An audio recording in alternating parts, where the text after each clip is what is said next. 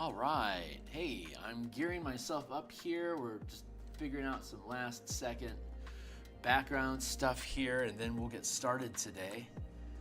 Give me a hot second.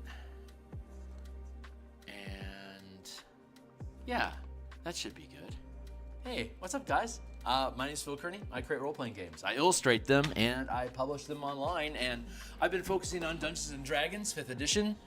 We created a color mana system to replace the Vancian spell slots, the alternate spell points in the DMG. We replaced both of those with a new color mana system.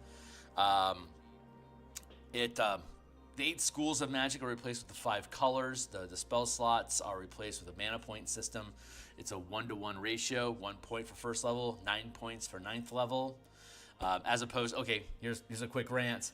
The old spell point system from the DMG, it was 2 points to cast a first level spell and 13 points to cast a 9th level spell. So according to that logic, a 9th level spell is only 6.5 times more powerful than a first level spell. So I think they intentionally made the spell point system clumsy, so that you wouldn't just say, why are we using spell slots and not just use spell points? Because a 1-to-1 point ratio is so simple. We've made a number of books about color mana already that are on the DMsGuild, and we're going to update all of those books for 2024. If you think MTG plus D&D equals cool, like, subscribe, hit the bell icon for notifications of when we're live here in the future. Here's a bunch of books we created. The color mana system here first. Is on the DMsGuild. Most of these books have achieved gold status at this point. So God bless you guys. Thank you for everyone that's been interested in this stuff. We do this with each session. I'm just going to do a quick run through about how the color mana system works offhand. The color magic paradigm of replacing the 8 schools of magic with the 5 colors of Magic the Gathering. There's white, blue, black, red, and green. And if you were to translate what the general ideas of these colors in the Magic the Gathering game are, if you converted them into terms of D&D, you're basically looking at different aspects or mechanics or components or physics of the D&D game world and translate them into their corresponding colors. So like red, energy, aggression, earth, emotion, energy, impulse, fire. I only put in so many aspects here, but there's a lot of them. This is just a taste of like ideas. Divinity, healing, light, protection, restraint. That's kind of what white is all about. But here's interesting. Black is like control, entropy, fear, soul, and darkness. They seem kind of like opposites, right? And they're often portrayed that way.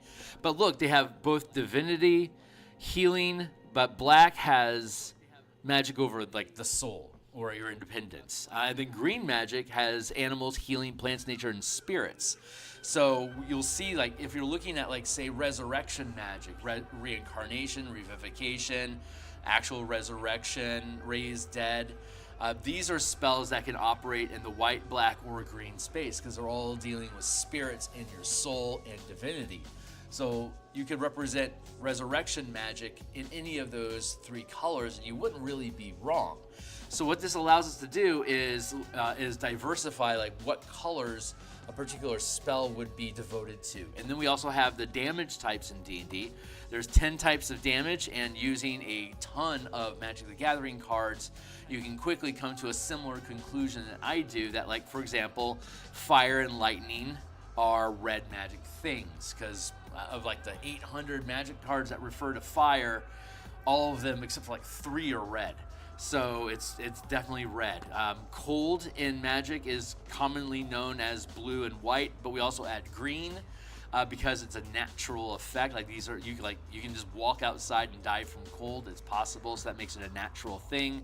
That puts us in green. Acid, black and green. Poison, black and green.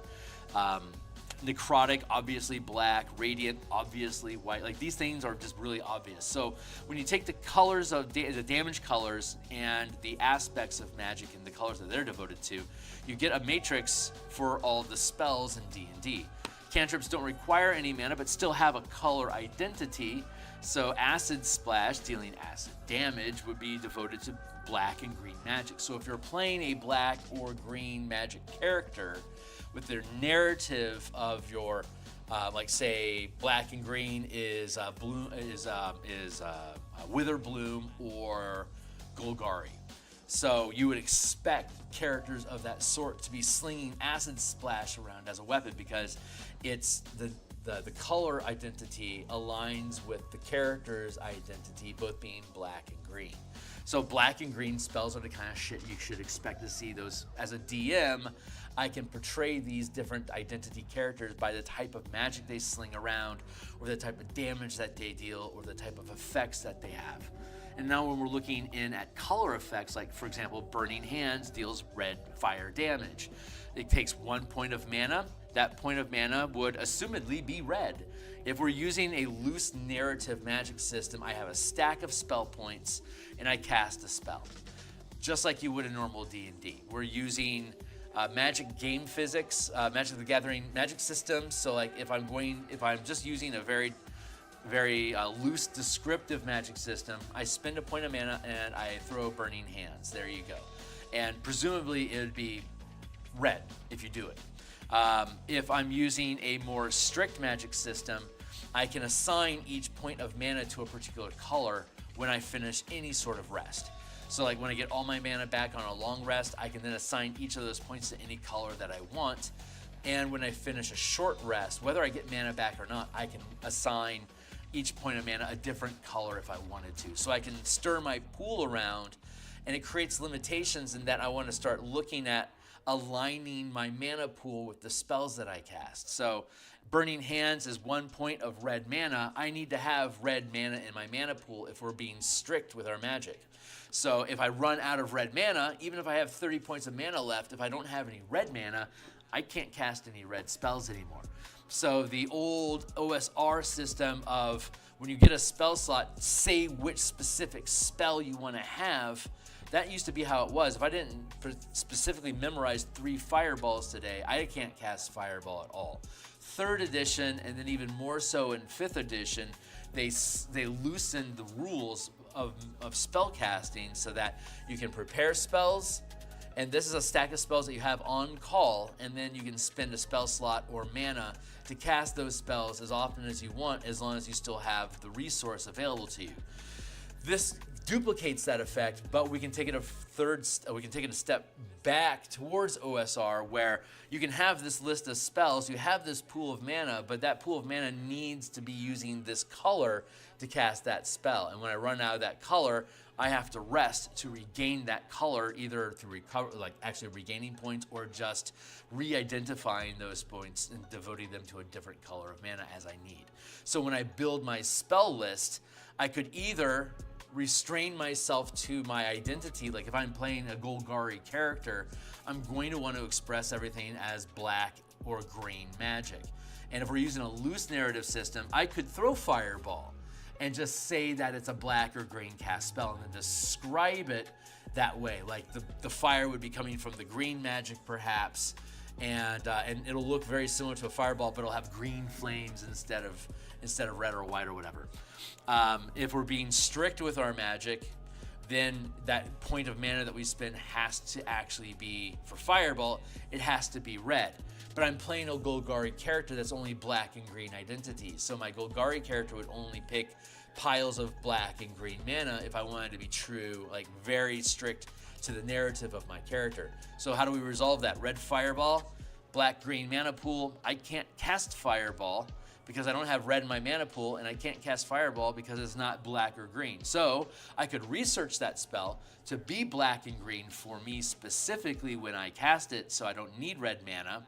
Or if I'm in the field and on the fly, when I prepare my spells, I can prepare fireball and not have any mana to cast it, and then I can prepare it again so it's black or green, in this case green. So now I've made fireball a green spell instead of red by preparing it twice, or by taking the time to research it, or finding a scroll or something and then using the learning ritual for scrolls to dissolve the scroll and then make that something that I can cast as green. So like if I found a Golgari Wizard's Lab or a Golgari Temple, and there were relics and sacristies in there, I might be able to find spells that normally wouldn't be black and green, having been converted to black and green, in this temple or in this lab or in this study or this archive. Like if I am a Golgari character, I could then go to my Golgari guild. When I hit every 3 points of renown I gain, allows me to access research for higher level spells. So it won't cost me any money because I'm in my guild. Same thing with Strixhaven. If I'm playing a Witherbloom character that's black-green mana, I could go to my Witherbloom College, and if I have 15 credits accumulated, then I could I could research any spell in Strixhaven for for the Witherbloom colors without having to spend any money, just time spent in research. That's why I'm at college, to research and learn these things, so that when I get out of college, I have a list of spells that I know how to cast in the color identity I've already chosen. So that makes Strixhaven an incredibly valuable school to go to for people that want to learn how to cast magic in specific colors. The Ranger does this too, obviously. The Ranger has a mana pool, and if I want to cast green Ranger spells, I need to have green in my mana pool. Very simple. So that's the basic breakdown of how the system works. Just one last word. We know that 1 point of mana for Burning Hands, it has to be a point of red mana. But like, let's take Fireball, which is a 3rd level spell. Fireball, also a red spell. It costs 3 mana. Only 1 point has to be red. So if my Golgari character were to, say, research or study to change Fireball into a green spell, I would need 1 point of green, and then the other 2 points could be whatever I want. So if I had, say, 15 points of mana, 14 of them are black and 1 point is green. When I throw that Fireball, I'm going to kill off my last point of red, eat 2 points of black. That'll leave me with 12 points of black mana left, and I can't cast green spells anymore until I take a short or long rest. And I take a short rest, whether I get mana back or not, those 12 points of black mana, I could like make 6 of them green and 6 of them black, so that now I have green back in my pool, and I can finish my adventure day casting both green and black spells. So that's how the system works. It's actually very simple. It's just a couple mechanics there, but you can be as loose or strict with mana as you want. As a DM, I'm always looking at it as a strict system, because technically it's a loose system, because NPCs and monsters generally don't have mana pools because they last 4 rounds or less and then they're gone from the game. So who cared if they had 50 mana, because they only spent 10 of it before the team killed them.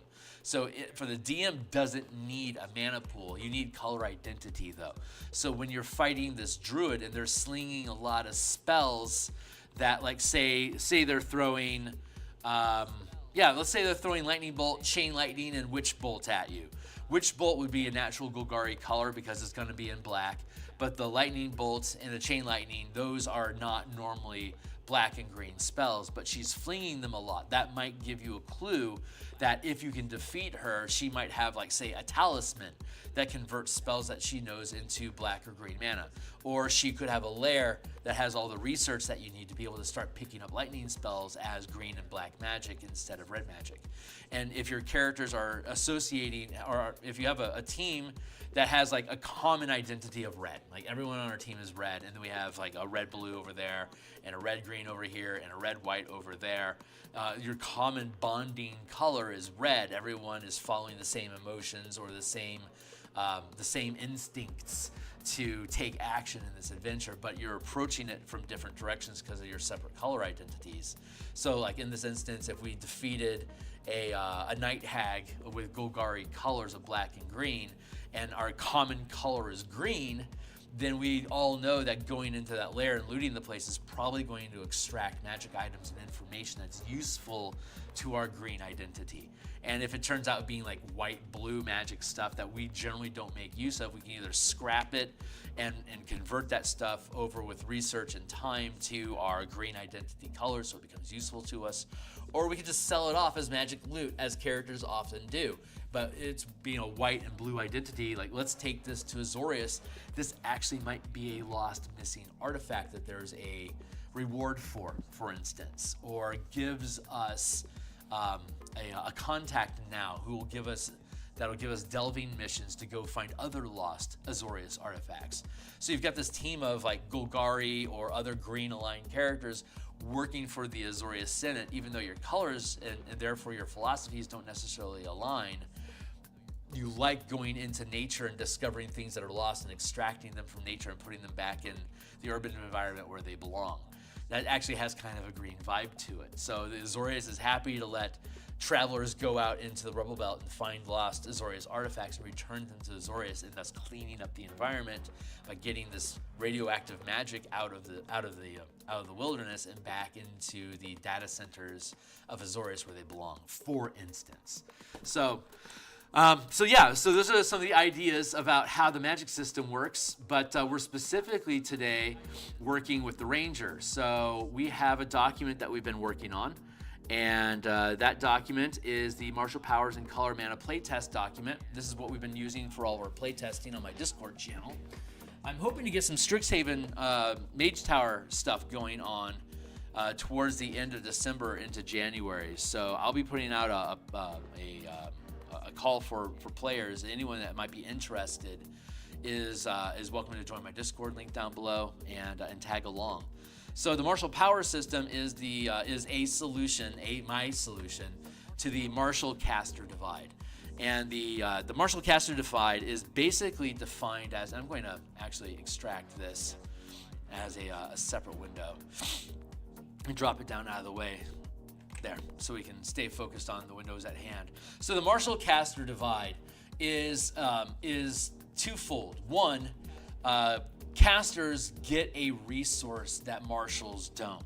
All characters can attack once, maybe twice per round. Fighters and monks are basically the only ones that can attack like 3 or 4 or even 5 times per round. So there's not the idea that like for example, the Blade Singer can attack twice in a round. The Lore Bard can attack twice in 2 rounds. Anyone that picks up Hex Blades can attack twice in a round with their attack action. So making 2 attacks as an attack action is certainly nice, but it's not the same value as a stacking mana system with a select spell list. Like, I'm not selecting from 40 different types of attacks to then spend mana to make that attack. That's not how martials work. So the casters get a resource that the martials don't. And they get basically consider each spell to be a very good feat, or even better than a feat. And so the casters can select from a list of 200 feats and add another feat every level, and every time they finish a long rest, they can switch which feats they know. That's basically what a caster is. And when they run out of mana, they can't use those feats anymore. As opposed to the fighter that gets 2 extra feats at level 6 and 10, and that's it. They get extra attacks, and they get, and let's say an attack is worth 1 mana. So by 20th level, I've got 4 mana worth of attacks each round. But the output of each one of those points does not scale up the same way that 1st to 9th level spells scale up in power. You can argue that 1 point of mana on a 9th level spell is more valuable than 1 point of mana on a 1st level spell. Like, for example, let's look at the best scenario. Let's look at Chromatic Orb does 3d8 damage, or the Radiant Bolt, Guiding Bolt. The Guiding Bolt cleric spell is 1st level, and that's 46. That caps at 24 in each instance, or roughly 13 points of damage that each point will do. Let's compare that to, say, a Meteor Swarm, right? Meteor Swarm does 40d6 damage worth of dice in an area of effect with four different areas. So you could potentially be doing. Actually, let's compare that to Burning Hands. That's probably a better comparison. Burning Hands does 2d8 damage in a 15-foot arc, as opposed to Meteor Swarm does 40d6 damage in a 200-foot area. So the scale is massive. It's 10 times. It's 100 times the area that a Burning Hand spell has, and roughly 20 times the damage. So it's a point-by-point comparison. It doesn't scale up linear in spells, but if you were to, say, make an attack be considered 1 point of mana. That's a linear progression. By 20th level only, a fighter has effectively 4 mana worth of power that they're kicking out per round at 20th level. A paladin would only have 2 attacks, so they're basically generating 2 points of mana worth of damage per round with their attack actions, and they're not the same. They're not balancing. The paladin balances better than the fighter does because it has spells from level 1 to 5 that do also scale up in power with each point as you ascend in the level of spell. So that's the disparage. It's that the resource that spellcasters get that marshals don't, and the resource, they also get a pile of flexible prepared feats that spend the mana that they gain. So they have these 2 tracks of power that the marshals don't. And that's the gap between the two of them, of how do you get marshals a resource and how do you give them more choices to help close that gap. And regardless of the utility of the choices that you're making, the actual gap is that you have so many choices to make. As a caster, you're customizing your character on a daily basis, as opposed to the martial characters. They're already pre-built with very little decision making. Notice if you get rid of all the common factors of decision making, fighters and rogues, they literally have no choices in comparison to the casters. So that's the divide. So the martial power system gets rid of that divide.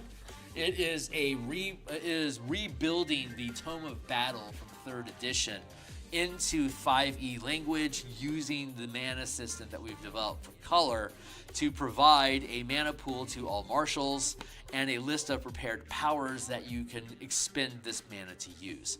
Exploits that modify the results of your ability checks or others' ability checks. Reactions that you spend mana in response to something happening and you create an effect like banishing somebody, or like an opportunity attack at range, or like pinning somebody to the sky if they're flying in reaction to seeing somebody flying, or trying to teleport. You anchor them in space so they become frozen for the round. They can't move or teleport or plane shift. Like, these are some of the things that you can do with reactions. Sustained powers, you expend mana to basically turn on an effect that doesn't require concentration, but acts as an aura that buffs you, so you can basically fuel magic items through your mana pool by turning them on and creating aura effects around you to enhance your character's abilities, or to change their shape, like wild shaping and stuff like that. You expend mana to be able to fuel the magic that changes you. And then there's strike powers, which is you expend mana to deal extra damage, like Paladin Smite spells do. And then there's maneuvers, which can use either a magic action or a bonus action to channel the maneuver power that can do all sorts of point-and-click effects, like you, I'm going to fling you 30 feet that way, like a telekinesis spell. Or I'm going to spend 3 points of mana, so 3 of my allies can all use a reaction to attack this specific enemy. Go. Now you have advantage to do it. So these are the things that we can spend mana on to do different sort of power effects that are allow us to make choices on how we're going to make our character play and what powers they have available to them. Just like a caster has their pocket of prepared spells that they can use, and then spend their mana to do that, to affect the gameplay style of that caster. We now have a list of 198 powers. 126 of them expend mana, and 72 of them? Yeah, 72 of them are like cantrip effects that don't require any mana at all. You just prepare them and they're good to go. These all require some form of mana, 1 or more points of mana, to be able to trigger these effects. And so we have a mana pool that we gain, and we start with 1 point at first level, and we get eventually to 20 points at 20th level, just like a monk does. That's not a lot of mana, so it doesn't sound like you can do a lot. But the kicker is one of the big changes to the system compared to other things is, temporary mana. We can generate mana by sacrificing action economy in combat.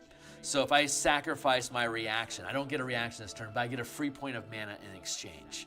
If I take the attack action, however many attacks I sacrifice from the attack action, I gain that much mana, and I keep the mana until the beginning of my next turn.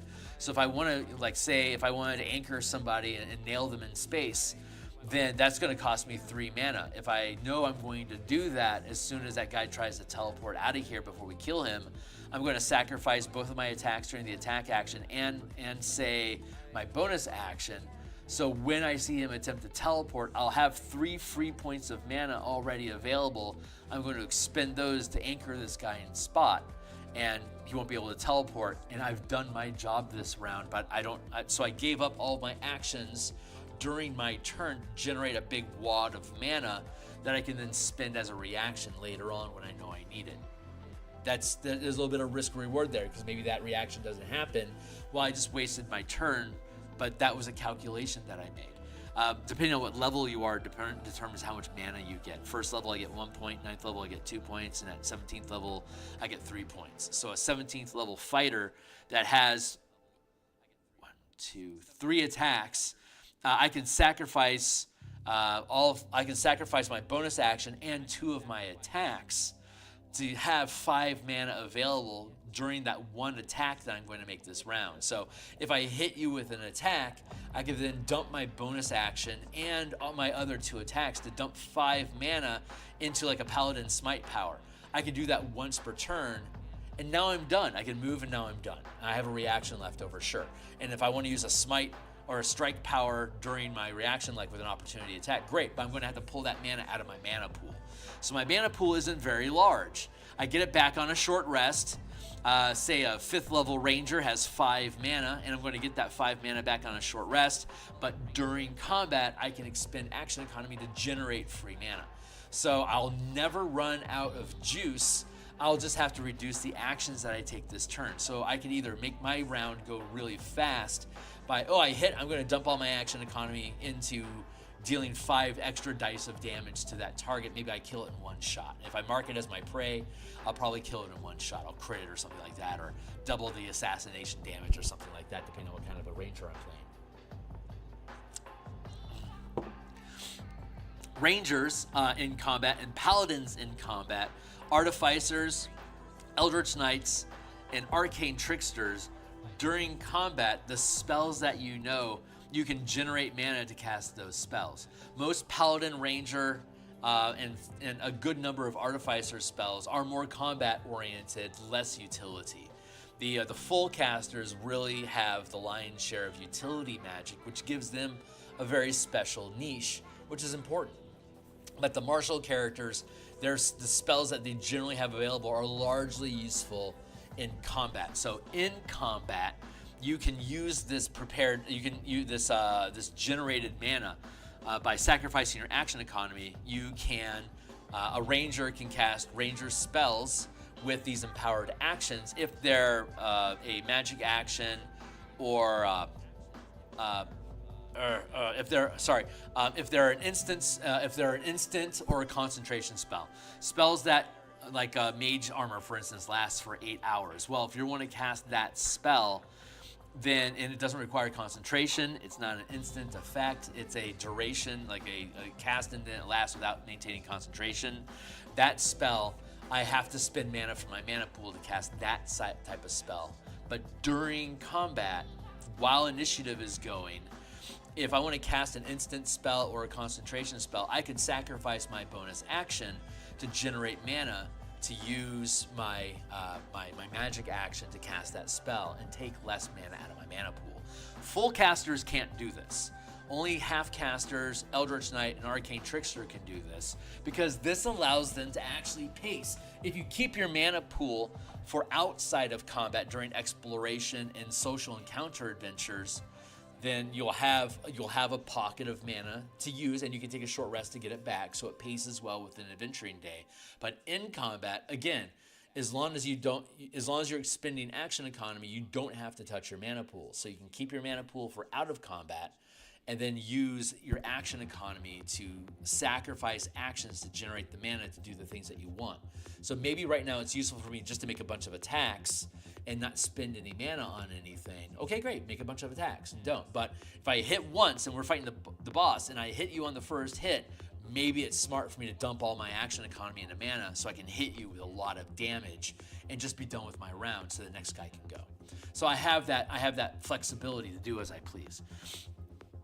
We'll get into the Ranger here in a moment, but just to, we have, like I said, we have 72 powers that don't require any mana at all.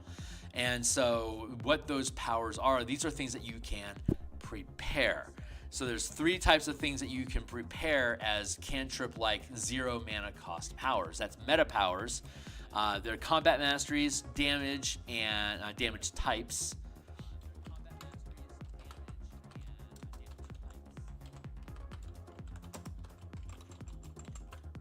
There, and feats.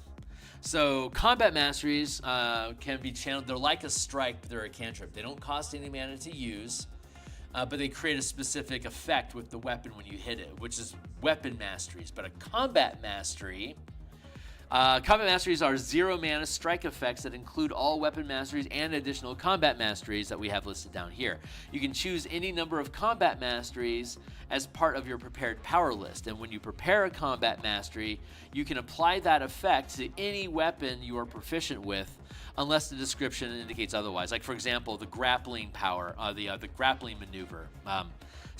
The grappling mastery only works with melee weapons. So, and it works like this. So when I hit you with a weapon using the grapple mastery, the target has to make a strength or dexterity save, and if they fail, they're grappled.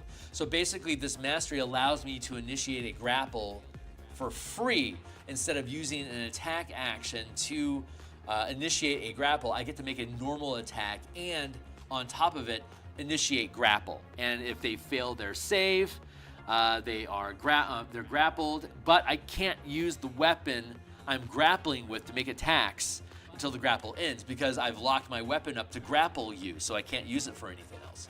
So that's the grappling mastery. And as long as I'm using a melee weapon or an unarmed strike or natural weapons, I can use the grappling mastery against my opponent, like a bull, like a minotaur could impale his enemy on your horns, and that guy is now effectively grappled until he's able to use an action to make a athletics check to push himself off of your horn. So that would be the athletics check that character would need to make to break the grapple. But they'll have to do that during their turn. Meanwhile, you're hanging on my bull's horn, and I've got my hands free, so I've locked you down, grappled to my bull horns, leaving both my weapons free. I pull out my knives and just stabbing you while you're hanging off of my horns. Like, that's how cool Minotaurs are. So there's 12 different masteries that we have in here. The ones with asterisks already exist. Like, for example, the Battle Axe has the Cleave mastery. If I hit with, when I hit with my Battle Axe, I can make another attack roll against another creature that's within 5 feet of me and the initial target. And if I hit, I don't add my ability score damage, but otherwise I just roll damage. Because this is a cleave, it's a mastery. Masteries and strikes occupy the same action economy. So if I use a strike power like a banishing strike or burning strike or life-stealing strike, I can't cleave because the cleave is a 0 mana strike effect, while like say lifesteal is a 2 mana strike effect. To use lifesteal, I'll deal extra damage and I'll steal life from you, as opposed to cleave costs 0 mana. When I hit, I don't do extra damage, I don't spend any mana, but I also get this effect of hitting the guy next to me. And because that extra attack on the next guy came from the cleave, I can't then, that second attack, I can't add a strike to that second attack because that bonus attack was generated by the 0 mana cleave effect, if that makes sense. Nick is the same way. I can't use smite powers or strikes while I'm using the Nick function because I get that bonus attack for free. That is the magic of the Nick mastery. If I wanted to do a strike power instead, I wouldn't use Nick. I'd use like life-stealing strike or banishing strike or blinding strike or whatever. So those are the masteries, and we'll look at those more because because Rangers really lean into them. You also have feats as powers. So at first level, you can prepare origin feats and fighting styles. At 5th level, when you get access to second rank powers, you can prepare general feats, but you don't get the stat bonus. You also don't worry about the prerequisites. At 4th level, if you meet the prerequisites, you get the stat bonus plus what the feat does. Starting at 5th level, you can prepare these feats, not get the stat bonus, and ignore the prerequisites. So it's a good long list of all the shit that you want. So you can actually use your 4th level, 6th, 10th, 8th, whatever, the feats that you gain, you can actually use them to increase your stats, because by 5th level, you're going to have like 6 powers. So you can have as many feats as you want, and they don't cost any mana to use. They're free to use. They're meta powers. So you can ignore if you want to keep your character simple, don't use your mana pool. Instead, every time you get an extra prepared power, just pick another feat that you want. And you'll eventually have a character decked out with like 15 feats, and all of the ASIs that you've gained at 4, 6, 8, 10, 12, 16, those are all stat gains, but you still have 15 feats, and you can ignore your mana pool. If you want your character to be more complicated with more decision making, then instead of taking feats, pick up a bunch of powers that cost mana to use, and then start juggling your action economy to generate free uses of your powers. And then the last type of meta power is damage types. And alternate damage types is at 1st level, when you deal damage, if I prepare cold as a basic damage type, whenever I hit with my sword, instead of dealing slashing damage, I could deal cold damage instead. And at 5th level, I can pick up the advanced forms. Like for instance, a monk, whenever a monk hits with an unarmed or natural weapon attack, he deals force damage if you want, starting at 6th level. You're basically getting a free prepared power on the monk's power list. The monk's list of features basically gives you force power for free when using unarmed or natural weapon attacks. You can then pick it up at 5th level, so whenever I make a slashing attack with my sword, I can deal force damage. I probably won't have to deal with damage reduction if I go with force, but the DM has the flexibility of adding any kind of resistance, immunity, vulnerability, or lethality to different types of damage. So immunity means you take no damage from a type of damage. Resistance means you only take half of the damage from a particular type. There's normal damage, which is a 1-to-1 ratio. There is vulnerable to a type of damage. So like I would then take double damage from that type of damage. So if I'm vulnerable to cold, if I get hit with cold, I'll take twice the normal damage. And then there's lethality. And lethality is if I take any damage of that type, I die. So minions, you can make troll minions that have like say 40 hit points, CR6 creatures. But if I hit them say with acid, they have lethality against acid, so one hit with acid, the troll dies. So if you wanted to, like say at 9th level, introduce trolls as minion swarms, you could give them lethality to acid and fire. All you gotta do is hit them and they pop. So, or you could give them vulnerability to acid and fire, like say at 6th level when you're fighting them, you can give them vulnerability to acid and fire. But like say at 4th level when you should not be fighting them, they might not have any vulnerability to acid or fire. They just take normal damage from it. So the DM can change how much damage they take from different types of damage sources as you change your levels in a sort of way to scale their power and represent that. That's a lever that the DM has to pull. And the characters can choose to prepare any type of damage they want at any time. So me as a DM, if I prepare a bunch of, say, ice trolls that have lethality against fire, immunity to cold, and resistance to literally everything else, once the players start using fire against these trolls, they'll be able to literally one-shot all of the different trolls that they're fighting. Until they, like, say, run across the shaman, who uses a spell effect to make it immune to fire. Now it has resistance to literally everything. And immunity to cold and fire. So now you can't use that trick against that boss fight. So the player can manipulate these things to make the system interesting and surprising and make it worth your time to research who your enemies are. Like if we're going to go into the lair of a dragon, we're going to know that we don't need to use, like say, a white dragon. We know cold damage is going to be worthless to us. So we're probably going to want, let's say maybe it's vulnerable to fire. Then we're going to want to prep a bunch of fire powers or convert all of our damage to fire so that we can deal damage to that dragon more quickly. So the DM can create these circumstances for the players to find and then use. It's basically a puzzle. The players figuring out what sort of damage is going to hurt their enemy, and then how quickly can I find that out and how quickly can we convert over to dealing that. If we know it's coming up in advance, we can take our rest and then recalibrate our magic to deal with that so the power is more simple. So simpler. Anyway, so those are some of the basic mechanics that make the system work. And again, this document is linked down here in the Martial Powers and Color Mana playtest document right here. This is what we've been looking at right now. It's read-only for everyone while I'm going through the editing process, but this will also be on DMsGuild for free. Like everything else is, you'll be able to look at the free preview and read all of this stuff. So let's get past the Barbarian, past the Fighter. Then we get past the Monk. Let's speed it up a little bit.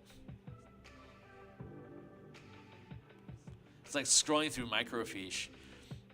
Still there. Let's get into. We have literally all the subclasses that are both in the PHP 2024 and all of the other subclasses they ever published that we call the Forsaken subclasses that didn't get updated. We updated all of them and then converted them all into the power system. So we're going to go look at the Ranger, and we're going to then look at the Winter Walker. That's the new Heroes of Faerun subclass for the Ranger. We already looked at this with the Unearthed Arcana, but we're going to come back and look at it again. Let's pick this up here and pull that out into its own window.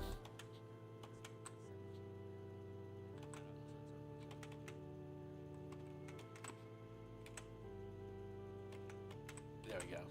Okay, cool. So let's look at, here's the Paladin. Let's get past the Paladin. All the oaths. Ranger. Okay, so here's the full scaffold. Here's the Ranger converted, the 2024 Ranger converted into the mana, the martial power system.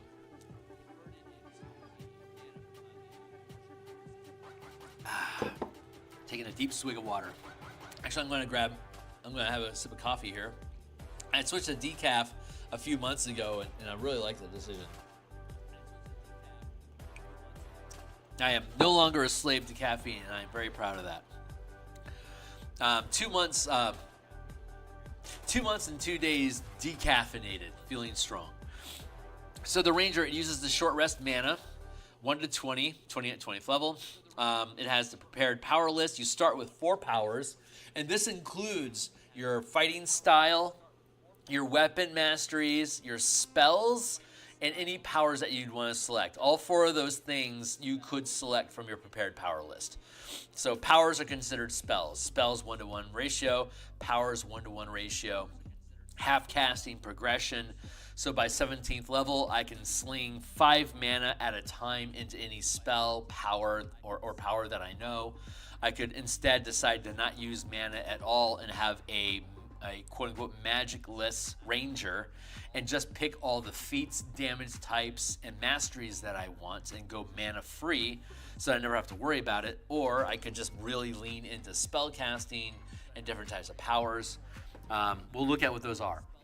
And then all the subclasses are modified by the mana system. So some of these are the same from the player's handbook, and some of them are changed. So we have everything listed out here in the playtest document so that you don't have to go to the player's handbook to look at this list. But again, we've altered a number of things. So looking at those, we're going to go through the feature alterations, and then we're going to get into the subclasses. We're going to deal with the Winter Walker, and then we're going to play with the Beastmaster and Drakewarden companion kit to see if we can find commonalities there to build just one single companion stat block that can then be modified for land, air, sky, as well as drakes, dragon options, and see if from there we can extrapolate ideas for other types of creatures like basilisks or rimaraz or giant wasps or whatever. We want to be able to diversify, so when you grab the player's handbook, you'll know maybe by CR we'll figure it out. But like if I want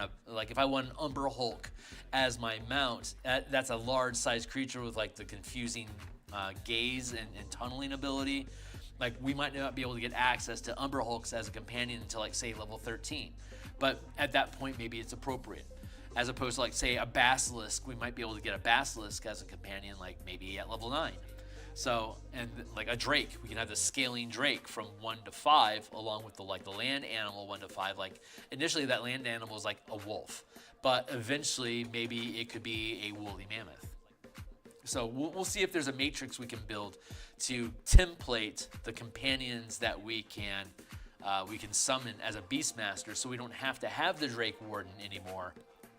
We can just go with the general functions of the beastmaster and have some special abilities that the drake has that, like, say a wolf doesn't, or that a shark would have that maybe like a bird doesn't, or whatever. I think we can find something in there that'll be satisfactory to be able to scale up from 1 to 5 through 17 levels, add some diversity, and maybe do a resource point buy sort of thing, so that we can make that into a modular system that we would then be able to convert into a power. So like the Beastmaster gets it for free, and here's all the shit that you get for free with it, as opposed to like say a Barbarian Beast Heart that wants to then use a sustained power slot to summon a companion, and then spend additional points of mana to juice up what that Barbarian's companion is. The Ranger can do it for free. The Barbarian can emulate what the Ranger can do for free, but has to spend a bunch of mana to do it instead. Maybe. Like that's kind of what I'm thinking about. So let's get through the Ranger, then we'll go through the Winter Walker, and then we'll build that template. That's our order of business today. I'm going to take another swig of coffee because I need it.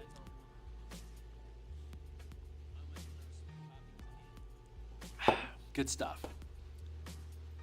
Good stuff. All right, so Ranger. Channeling class features. So when you gain first level as a Ranger, you can choose the channeling class feature instead of the spell casting. Instead of spellcasting, gaining the following benefits. Channeling. Starting at first level, you gain the channeling class feature instead of spellcasting. You can choose either strength, dexterity, or wisdom to be your channeling ability score. Your channeling DC is 8 plus prof bonus plus your channeling ability bonus. You also gain a pool of mana, and you can learn martial powers. Mana. First level, you get 1 point of martial. You get 1 martial point called mana. You gain mana when you finish a short rest or a long rest. You gain 1 additional point each level, as shown on the Ranger progression table above, maxing at 20 at 20th level. Martial powers. Beginning at first level, you also learn 4 first rank powers from the martial power list. You gain additional powers as you gain levels up to your maximum channeling rank, as listed in the martial powers progression table. It's the half casting progression 1, 5, 9, 13, 17. You can swap 1 prepared power for another when you finish a long rest, and you can swap all prepared powers when you gain a level. That's better than the Ranger currently gets. Fighting style and weapon masteries can be prepared as meta powers, but are not automatically gained as class features. Spellcasting with power. Starting at first level, you can choose to prepare spells on the Ranger's spell list instead of powers. The amount of mana spent to cast a spell is equal to the level of the spell cast. In combat, when you sacrifice action economy to generate temporary mana, you can expend it to cast spells on your Ranger's spell list with a duration of instant or concentration. Maintaining concentration on a spell follows the rules as presented in the color mana spell point variant rules on DMsGuild, which is when you, like a 9th level Ranger, can cast a 3rd level spell, can maintain concentration on a 3rd level spell, can maintain concentration on 3 mana worth of spell, can maintain concentration on up to 3 first level spells, a 3rd level spell, or a 1st level spell and 2nd level spell. The concentration DC increases with each spell. So if to concentrate on a cantrip is DC 10. To concentrate on 3 mana worth of spells in any combination is a DC 13. Ninth level spell would be a DC 19, or 9 first level spells also DC 19. If you take damage on that ninth level spell DC 19, the amount of damage I take, half of that damage or my spell level DC, whichever is higher. So if I take 20 points of damage, that's only a concentration saving throw, a Constitution saving throw of 10. But since I'm maintaining concentration on a 9th level spell, it's instead of 10, it has to be 19. And not only is it when I take damage, but any time I make a saving throw. So if somebody tries to trip me with the toppling mastery, I have to make a strength or a dexterity saving throw to not lose my balance and become prone. But more importantly, if that saving throw doesn't equal my concentration DC, I lost my spells.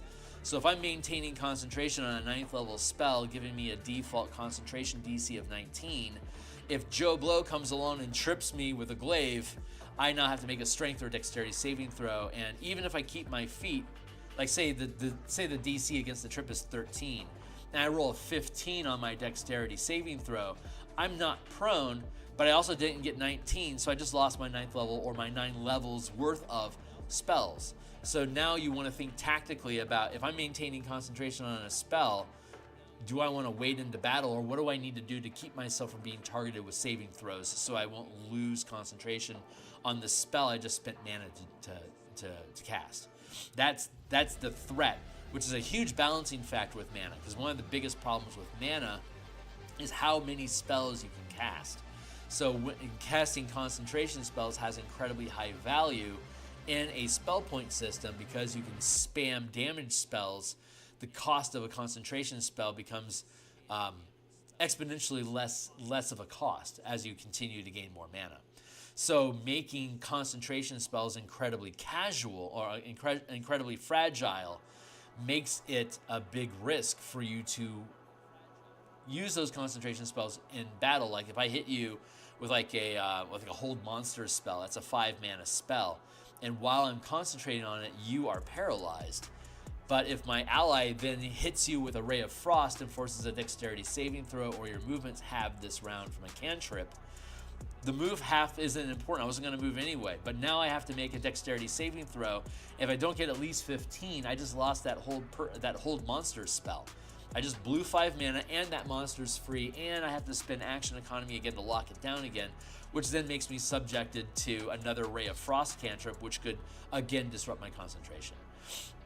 So there's a lot of fun counterplay and strategy that gets built into the system that way. So having said that, you are not limited to, so maintaining concentration on a spell follows those rules, and each rank of power I sustain reduces the maximum level of spell that I can concentrate on.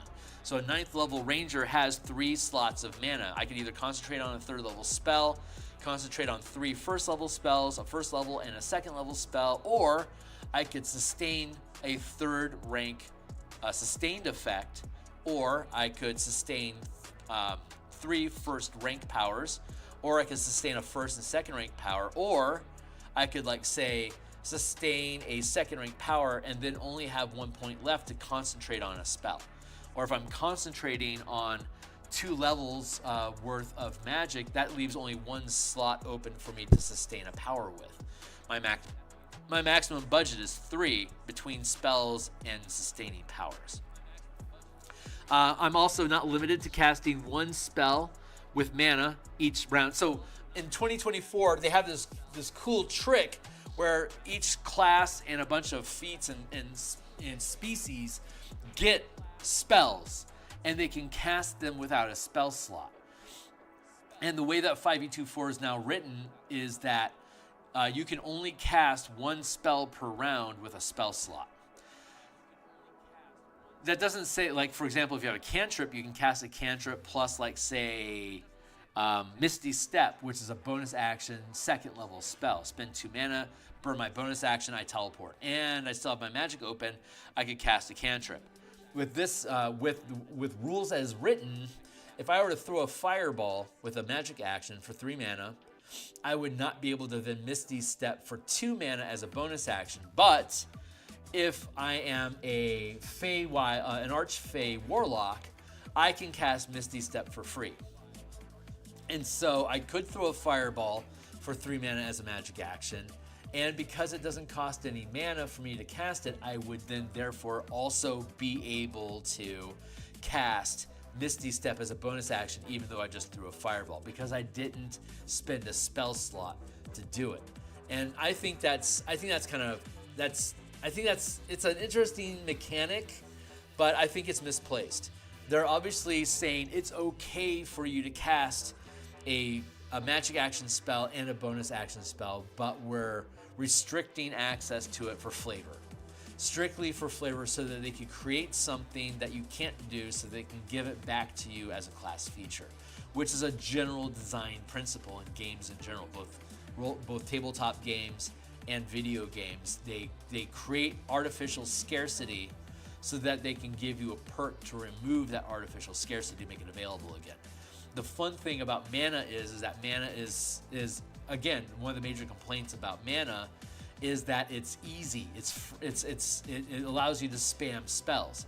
Well, an Archfey Warlock that has Misty Step could, like say at 5th level, could cast Misty Step twice with your 2 spell slots, and still with an 18 charisma be able to cast Misty Step 4 more times during a long rest. Take 1 short rest. I have now cast Misty Step 8 times today. A 5th level Warlock using our system has 5 mana, and when I take a short rest, I'll get 5 more mana. So I'll effectively have about 10 mana today. Misty Step is a 2nd level spell. With this mana system, I don't get free castings of spells. I just add the spell to my spell list, and I still have to spend mana to cast it. The fun kick here is that, like in the Archfey, the cost of casting Misty Step isn't 2, it's reduced to 1. It's not free, it's 1. But I'm always spending mana to cast Misty Step. So we remove the restriction of I don't get free spells to cast as my bonus action. I can just cast spells as a bonus action. I'm always going to have to spend mana, and it ends up balancing out. So it's a fun trick of math, but you can see going this direction of mana that we've developed here, it's more consistent in that it's just anyone can cast a magic action spell and a bonus action spell any turn that they want, as long as you have the mana to do it. But we get rid of giving you free castings of spells. You don't get that anymore because mana is so abundant. You don't need it. Them giving us so many ways to get free castings of a spell is quietly Wizards of the Coast admitting that spell slots is too restrictive on being able to, on what kind of spells that you can cast. They want to be able to use a mana point system, but they're restrained by having to use spell slots because they've decided to go with tradition instead of innovation. This is an innovation system that isn't bound by those restrictions, and I think if they had a free hand to be able to replace spell slots with a mana system, this would be a much better way to go universally. And again, it's all characters are now using the same mana pool, so everyone's speaking the same language. It's just how much mana do you have right now? And how high of a level spell can you cast, or rank of power. So it has its own internal balancing that works with the math that already exists in 5e24, but we get there a different way that's more patterned and consistent and reproducible. It's building a template out of templates. It's a template of templates that you can then use to replicate to produce anything that you want. So yeah, spellcasting, there you go. Note, using martial powers replaces and we get rid of the Hunter's Mark spell. We replace it with Mark of Prey. So Mark of Prey, this is the class feature that Rangers get instead of casting Hunter's Mark. It's a feature. It doesn't require concentration. It does require action economy and stuff. So let's look at it. It also scales with levels, so it becomes more powerful as you gain levels in Ranger, encouraging you to stay in Ranger to get better Mark of Prey effects. So here's what they do. As an attack or bonus action, you can mark a creature that you can see within 120 feet of yourself as your prey. So it doesn't require a bonus action to cast. You could use an attack from your attack action. So a 5th level Ranger could say mark a prey, like mark a target as prey with your bonus action, hit it with an attack, kill it, and then if you wanted to, you could use your second attack to mark another creature as your prey instead. And then, like, say you had Nick. Let's say you had Nick. So you attack, you kill the creature with a light weapon. Nick is available. You expend your other attack action to mark your new prey, and then you nick that prey with your free action, with your free attack. For instance, you could sequence it that way. The mark remains until you mark a new target as your prey. The target is killed, or you are incapacitated. In addition, you get the martial power strike for free, without counting against the number of. So you get a free power that you add. You can automatically always have the martial strike power prepared, and the martial strike power does this. Scrolling down here. Where is it?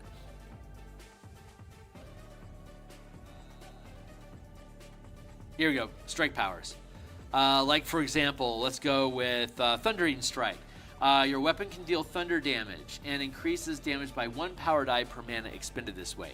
A creature is pushed directly away from you up to 10 feet for each point of mana expended. So if I have a 9th level ranger, I can channel up to 3 mana. I could then, in my Thundering Strike, I could increase the damage by 1 power die per mana. So if I put 3 mana into my Thunder Strike, my power die at first level is a D6, it becomes a D8 at 9th level, and a D10 at 17th level. So if I put in 3 mana in a Thundering Strike at 9th level, I'm going to deal an extra 3d8 thunder damage. And because I spent 3 mana, I can push that target up to 30 feet away, no saving throw. That is a Thundering Strike. That is how the strike powers work pretty universally. Blinding Strike. I deal radiant damage, an extra power die per mana channeled. In addition, the creature is now blinded. It's automatically blinded, no save. The creature then can attempt to end this effect by succeeding a Constitution saving throw at the end of each of its turns. So with these effects, you're going to hit them, and generally you're going to affect them with whatever it is that you're supposed to affect, and the target saves its way out of that effect.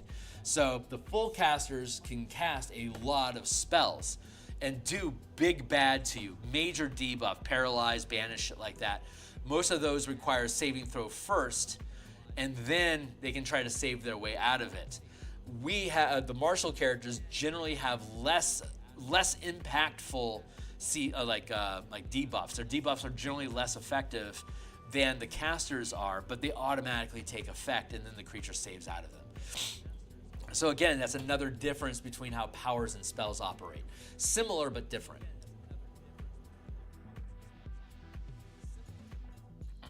Excuse me.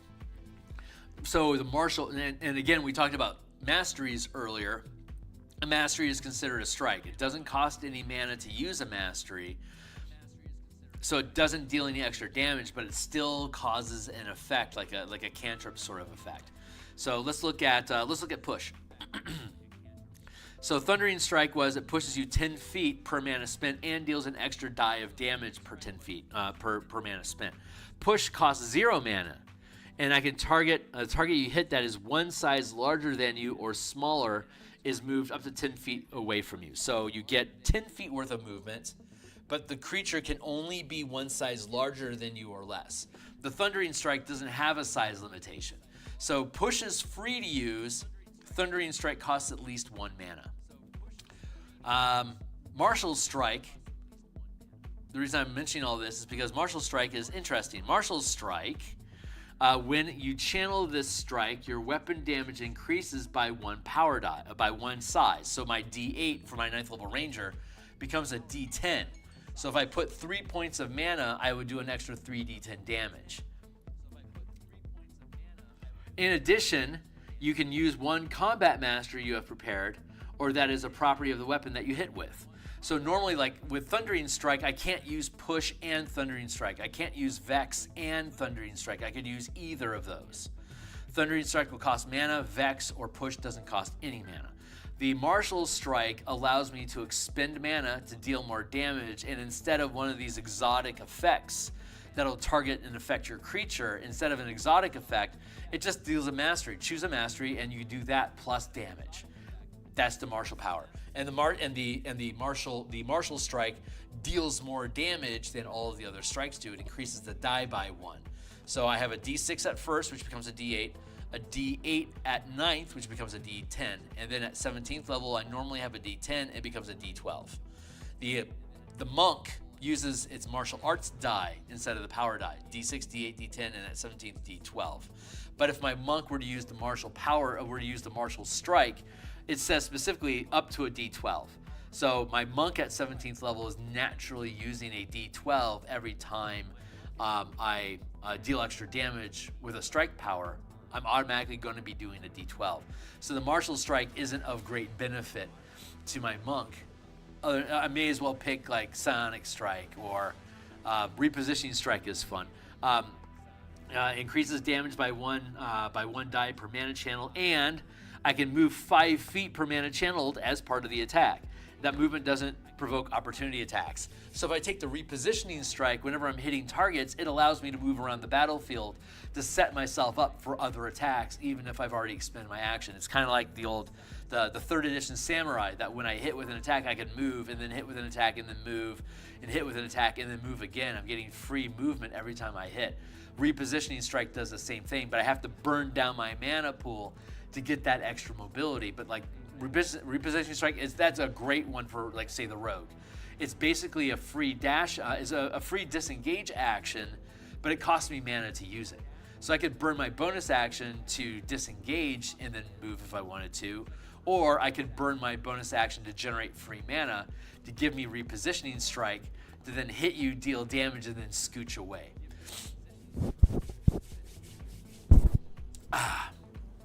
So there you go. So that's how that works. So the ranger automatically gets martial strike for free when I get the mark of prey, and that's going to be important because at first level, while a creature is marked as my prey, I gain advantage on intelligence and wisdom checks related to my prey, and when I hit my prey with a weapon attack, I gain 1 point of temporary mana to expend as a strike power. And I get the martial strike power for free. So even if I didn't prepare any strike powers, I always have martial strike prepared, so that when I hit my mark, with an attack, I can deal an extra die of damage automatically against them, just like Hunter's Mark does. But I can then, with the martial strike, also use a weapon mastery, which is what the ranger can already do with a Hunter's Mark. But like if I knew Thundering Strike, I could then expend that. I get that free point of mana. I could then spend that on Thundering Strike and automatically push my target 10 feet, plus deal the extra D8 of damage. That's how the Mark of Prey changes with this free mana effect that we're talking about, dealing a die of strike damage. And then that'll become a D10 at 17th level. At first level, it's a D6. At 9th level, it's a D8, and then it's a D10. And then we'll see that change later. Level 5, you gain advantage with weapon attacks targeting your prey. So when I have you marked as my prey, I automatically get advantage to attack you. At 9th level, my weapon can score a critical hit on a 19 and 20. And I've already got advantage on rolling, so I'm going to roll that die twice. So I become a crit fisher at level 9. And when you deal damage with strikes and you ramp the damage with mana, just like with paladin spells, you can double that damage as well. So when you crit, you're going to want to dump mana into it because it's going to give you double the value. So it's really useful. And you can, of course, sacrifice your bonus action or attacks to generate that mana for you if you don't have any currently. So you can always juice what you're doing with your own action economy. Level 13. Again, these are the levels that you gain new ranks of power. 1, 5, 9, 13, 17. The half casting progression. A lot of these systems are built on that half casting progression, encouraging you to stay inside that class because every 4 levels, one of your main features is getting gassed up with something new. So like at level 13, your Mark of Prey persists while you're incapacitated, including when you take a long rest. And you can mark a target you can see as your prey regardless of its distance. So if I was on a spelljamming ship and I used if I used a telescope to see you 20 miles away, I could then mark you as my prey, and then in wild space, while I'm tracking you on my prowler ship, I would gain advantage on my search checks, my survival checks, my perception checks to find you in wild space if I was a ranger pilot, for instance. Level 17, your weapon attacks score a critical hit on 18, 19, or 20. I become even more of a crit fisher at level 17 ranger. Level 2, I'll show you because this is the appropriate time to do so, I think. Level 20 gets better, actually gets better. Foe Slayer, your mark of prey gains the additional benefits. So at level 20, instead of rolling a d10, I'm going to roll a d12. I get to add d12 to my attack rolls, so I'm almost guaranteed to hit my mark. And I also get to roll those d12s for intelligence, investigation, wisdom, stuff like that against my prey. So I'm adding a d12 to all of my d20 tests against my mark of prey. And when I channel a strike power, I can also deal a d12. So at 17th level, I can channel 5 damage into a strike power. One of those points is going to be given to me for free automatically because I marked my prey. And now, if I spend those extra 4 points from my mana pool or my action economy, like at 17th level, my bonus action generates 3 mana. I could also sacrifice my second attack to generate 4 points of mana for free during my round. So if I hit on my first attack against my mark of prey, I'll get a free point of mana, and then I can cash out my bonus action and second attack for another 4 points to put 5 points in to deal an extra 5d12 damage to the target that I marked, and my round is over. But I just dealt probably 60 damage to them after I actually hit and all the other bonuses and crap like that. I'll probably deal between 45 and 60 damage to that target, unless I crit because I rolled with advantage, and I can crit on an 18, 19, or 20. So I've got like a 25%, like a 20% chance of being able to crit every time I make an attack against my mark of prey at 20th level. Or at 17th level. It's real. Like rangers are really, really good snipers now. Really good at doing assassination stuff.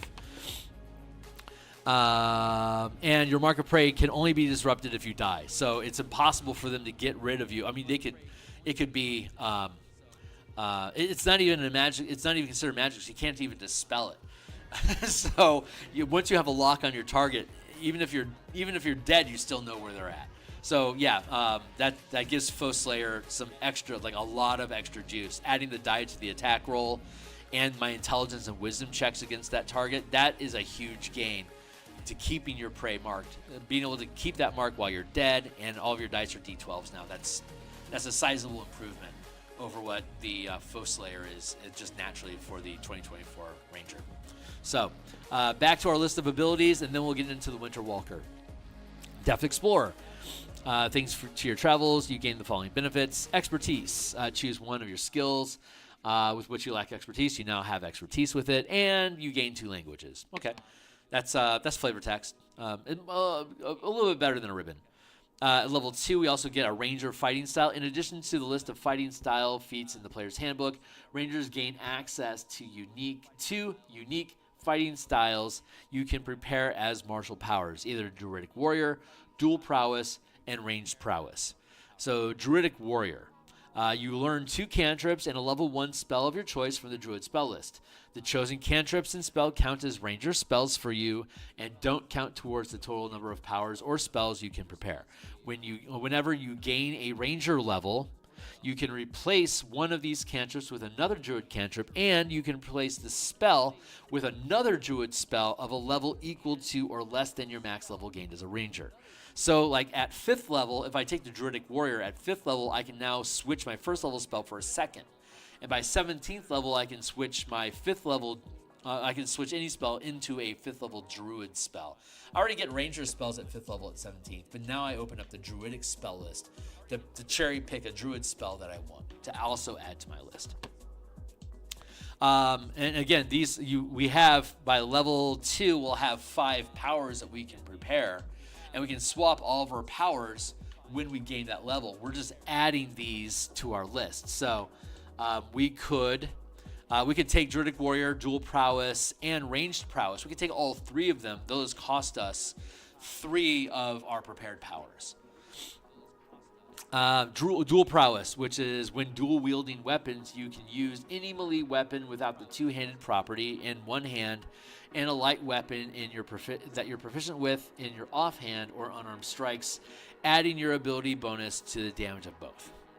In addition, you can draw or stow two weapons that lack the two-handed property when you would normally only be able to draw or stow one. This is basically an upgraded dual wielding feat.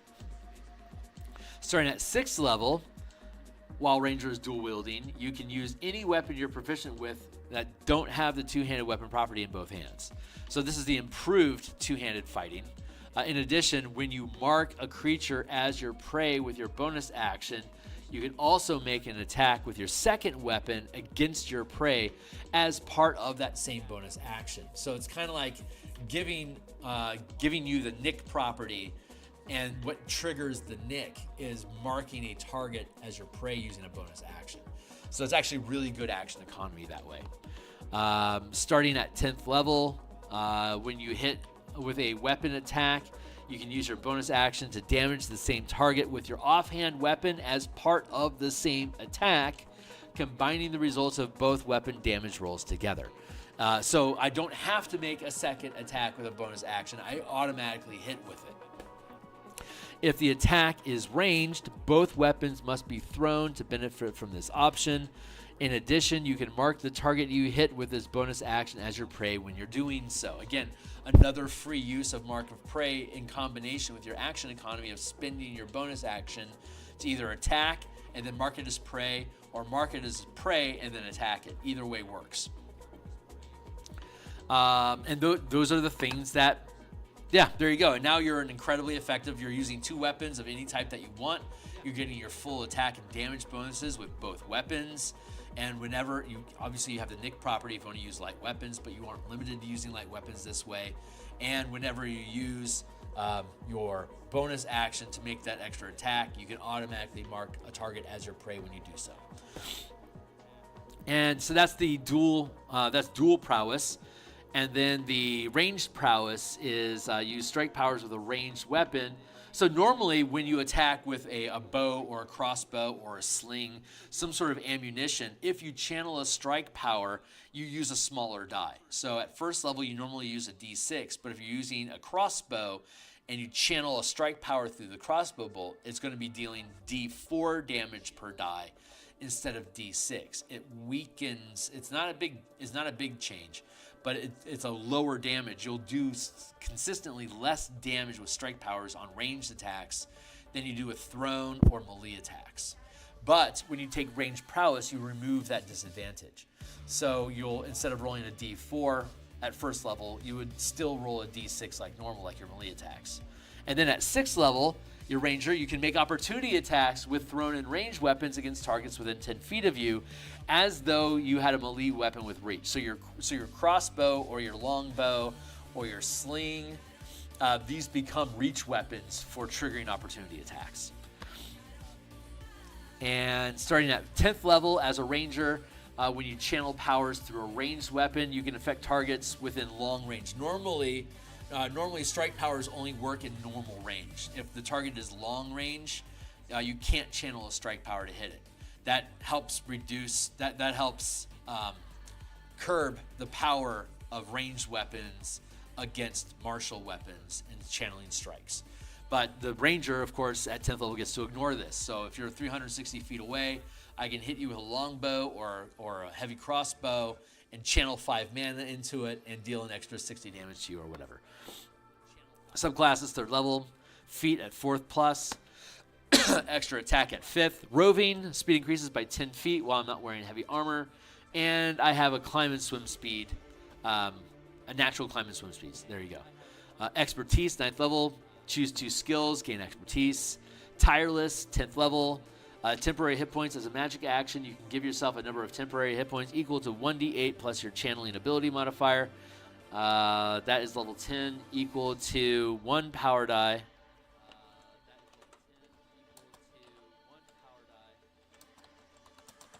Plus your channeling ability score. At 10th level, your power die is a d8. By the way, it's the same thing. You can use this action a number of times equal to the max rank of power gained as a ranger, and you regain all expended uses when you finish a long rest. So at 10th level, I can channel 3rd rank power. I get this 3 times. And I can decrease exhaustion. When you finish a short rest, your exhaustion level, if any, decreases by 1 automatically. Nature's Veil. As a bonus action, you can give yourself the invisible condition until the end of the next turn. You can use this power. You can use this feature a number of times equal to the max rank of power gained as a ranger, and you regain. And by level 14, that means a minimum of 4 times. And you gain all expended uses when you finish a long rest. Alternatively, you can expend 2 mana to regain 1 use, no action required. So, I've got at 14th level, I've got 14 mana. I get 4 free uses of this invisibility ability, this invisibility power, and then if I wanted to, I could expend my 14 mana to cast it 7 more times, take a short rest, get 14 mana, and do it another 7 times. So I could do it a lot if I wanted to. Invisibility is really nice. 18 Feral Senses, Blind Sense, 30 feet. Epic Boon, 19th level, and then we already talked about Foe Slayer. So that's the changes to the base chassis of the Ranger. It's all built to curve into each other. It becomes a crit fisher. It's the only well, other than the champion, it's the only crit fisher in the game. So what makes the Ranger special against everybody else is that it has crit fishing baked into it with the Mark of Prey now. That's what makes it stand out against other martial classes, why it's so unique. If you want to be a sniper, crit fishing with a Ranger is great. Crit fishing plus rogue levels for your sneak attack, for instance. That's really great crit fishing too.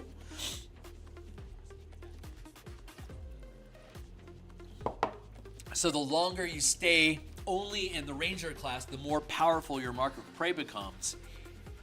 It becomes more and more tempting for you to want to dip into Rogue to get the extra dice of damage on top of what you're doing. A lot of fun there. It's a lot of fun. Let's see.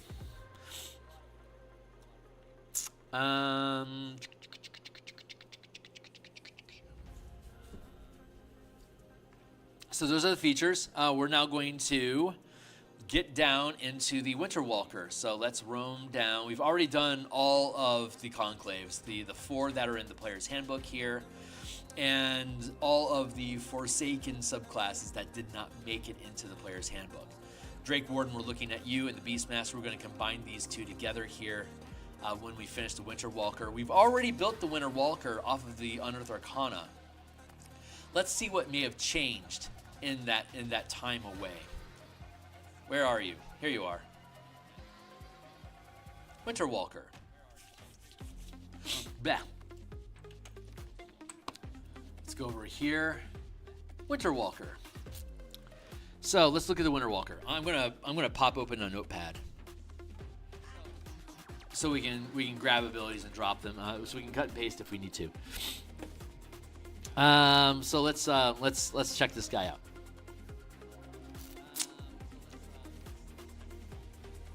Where'd you go, buddy?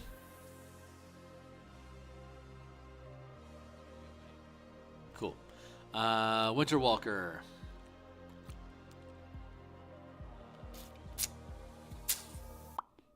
Here we go. Winter Walkers own their craft in the bleak and frozen wilds of places like Icewind Dale. Their ruthless, rhymed ranger hunt monsters that haunt Arctic wastelands, eventually becoming frigid terrors themselves. Winter Walkers are well versed in the phenomena of Icewind Dale, including the latent magic of fallen Netherese cities, endemic monsters like yetis and crag cats, and the rising threat of Underdark invaders. Due to their cold pragmatism, terrifying magic, and mastery of the region, Winter Walkers are regarded with equal parts respect and fear. Tin Town citizens say that Winter Walkers' frequent exposure to malignant entities give them their fearsome powers. Many ragged nomads, on the other hand, believe that their nature spirits bestow on Winter Walkers a unique curse. So, level 3, Frigid Explorer. What do we got going on in our stack already? We've got our bonus powers and spells, which we'll look at later. We have Frigid Explorer, Hunter's Rhyme, Fortified Soul. So, Frigid Explorer, Hunter's Rhyme, Winter Walker spells. We'll look at those. Fortified Soul, Chilling Retribution, Frozen Haunt. I don't know if these have changed at all. So let's take a look. What we have for the Frigid Explorer is Frost Resistance, which is you have resistance to cold damage, and Polar Strikes. Worth mentioning, we get the Freezing Strike power at 3rd level for free. So when you use when you channel Freezing Strike after hitting your marked prey, you can also use either the Vex or Sap Mastery as part of the strike effect. So we were talking about earlier. Let's take a quick look at Freezing Strike, just so you know what we're talking about. Again, normally when you use a strike power, you can't use a mastery. This ranger is breaking those rules. Here's what the Freezing Strike does. Your weapon can deal cold damage and increases damage by 1 power die per mana channeled, and you get 1 point for free with the Mark of Prey at 3rd level. So that's the only point. At 3rd level, you can only channel 1 mana. So you get your 1 point for free from Mark of Prey, and that's all the mana you need to spend. Congratulations. The creature's movement is reduced to half. It's automatically reduced to half until the end of its next turn. That is the... and if we go down to the masteries, let's look at slow. Hit and damage reduces target speed by 10 feet until the start of your next turn. Doesn't stack with multiple attacks. So we get the slow effect of half speed plus the extra damage from Freezing Strike, and we can use, in addition to that, either the Vex or Sap Mastery. Vex gives us advantage on the next attack, which we won't need because this is only if we hit our marked prey this way, we get the Freezing Strike, 1 point of 1 mana for free. We also have the slowing effect from the Freezing Strike. Starting at 5th level, we'll have advantage for free against our marked target automatically.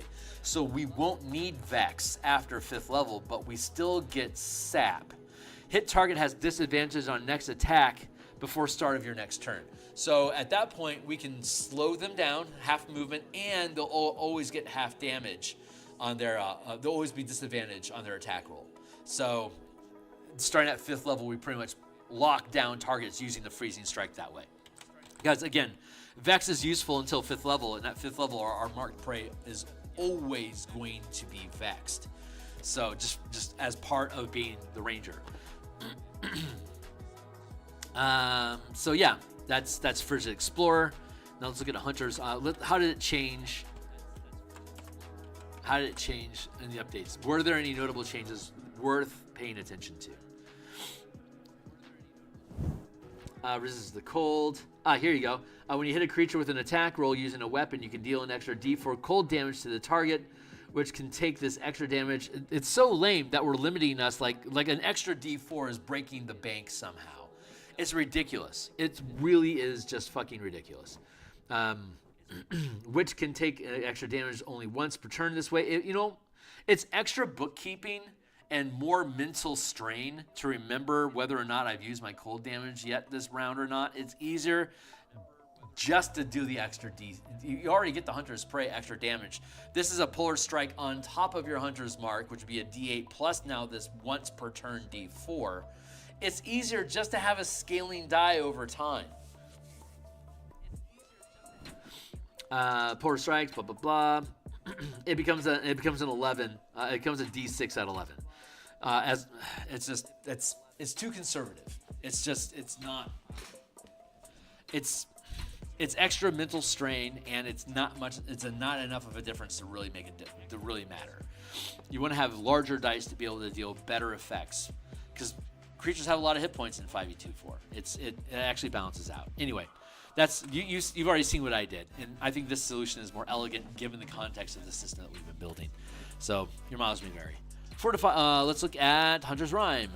Rhyme Shield. When you use your bonus action to mark a new prey, you can roll a number of power dice equal to the mana gained.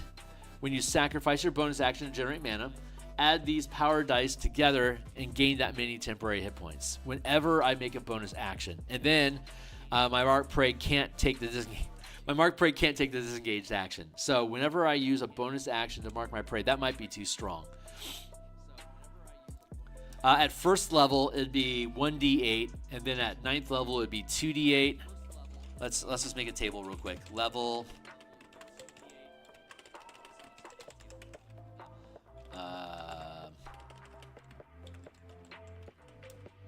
temp HP. 1, 9, 13.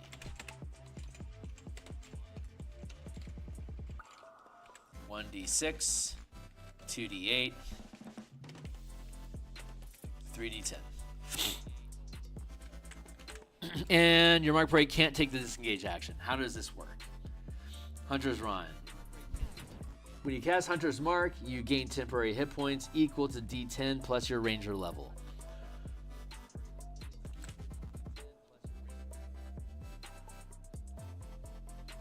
When you use your bonus action to mark a new prey, you can roll a number. Yeah, that's too powerful. It would be one casting here to gain those temporary hit points as a kicker effect on top of casting. So it's basically adding value to the point of mana that you expend on the Hunter's Mark spell using the player's handbook as written. With this modified system, this is too generous. We don't require you spending mana to use Mark of Prey. It still can require a bonus action trigger. When you use your bonus, let's do it this way. When you use your bonus action to mark a new prey, you can roll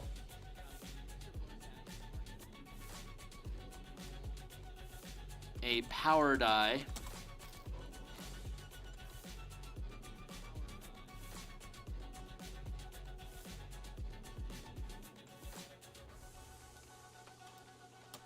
Adding the result, you can roll a power die and gain that many temporary hit points.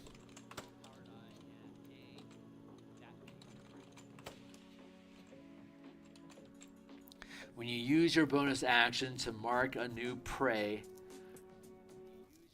you can roll a power die and gain that many temporary hit points.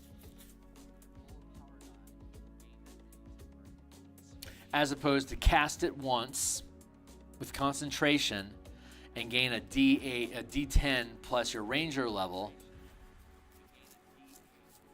But this is just a power die, so it's just a D6 right now as opposed to a D10 plus 3.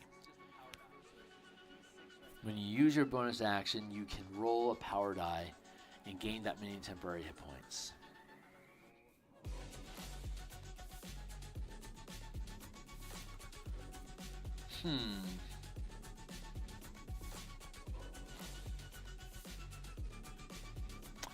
You know what? I feel like making a change here. Hold on.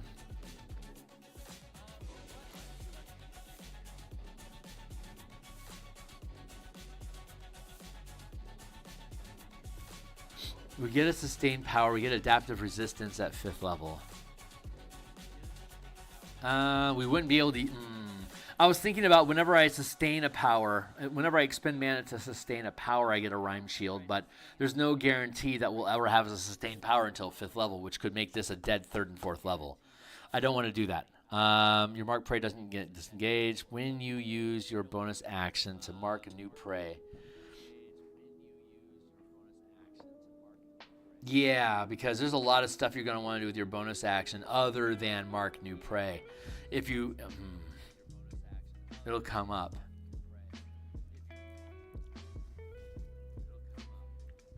When you use your bonus action to mark a new prey, Rhyme Shield, huh?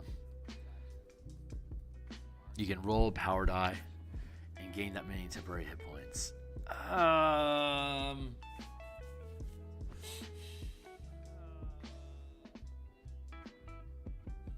Do I want to do that? I think I'm okay with that. Let's let that stick for now. It's definitely stronger. Well, by mid levels it isn't. Initially it's a lot stronger. At higher levels it won't be. When you use your bonus action to mark a new prey.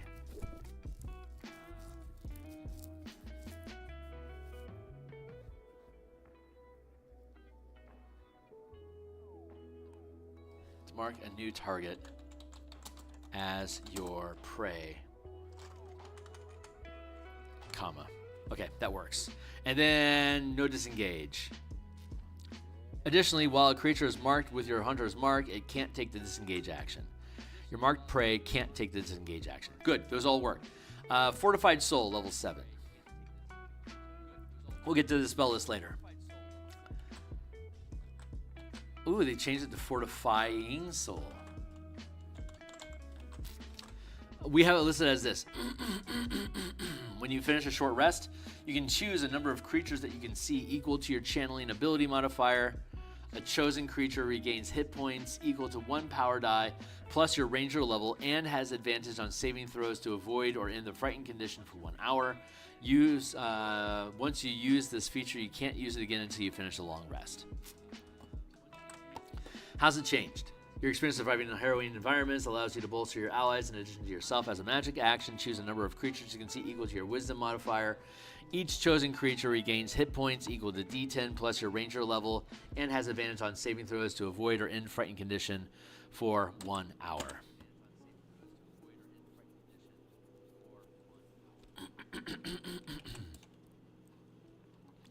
D10 plus your ranger level. At level 7, it's still a D6 plus ranger level, but eventually at 17 it will be D10 plus your levels. That'll end up balancing out in the end.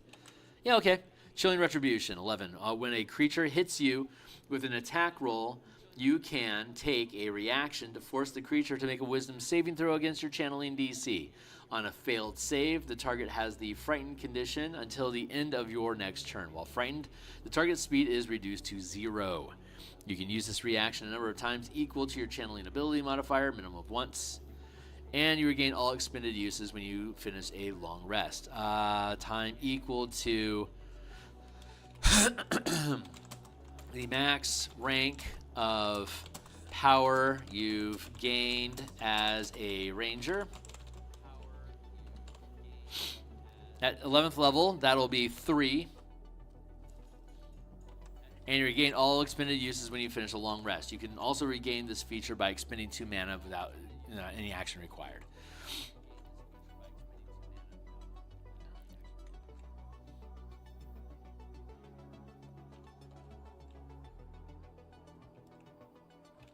Max rank of power.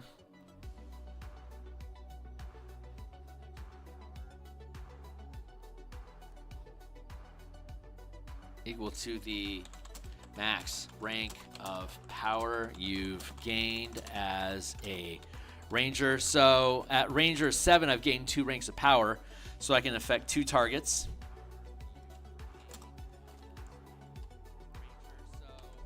And at 17th level, I can choose 5. That's I like that scaling better because, again, that encourages you to stay in ranger longer.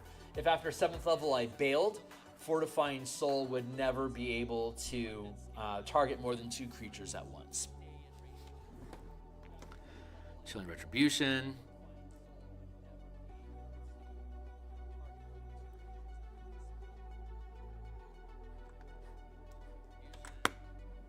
Chilling Retribution. When a creature hits you with an attack roll, you can take a reaction to force the creature to make a wisdom saving throw. Spell save DC on failed save. The target has the stun condition until the end of your next turn. While the target is stunned, its speed is reduced to 0. Oh, wow. You can use this feature a number of times equal to your wisdom modifier, and you regain all expended uses when you finish a long rest. As a stun condition until the end of your next turn. That's better. On fail save, the target has the stunned condition, not frightened.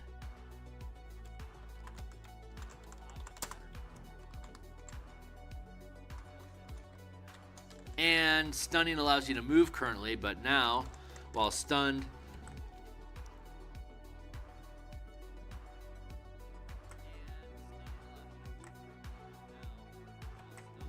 its speed is reduced to 0. You can use this reaction a number of times equal to the max rank of power you've gained as a ranger, and you regain all expended uses when you finish a long rest. You regain it's a stun for 1 round. Basically, it's a hold person. Is a hold person save? Yeah, I'm a hold person as a 2nd level spell. That's appropriate. So 2 mana is appropriate. I'm good with that. Frozen Haunt. You gain a unique 3rd rank sustained power called Frozen Haunt.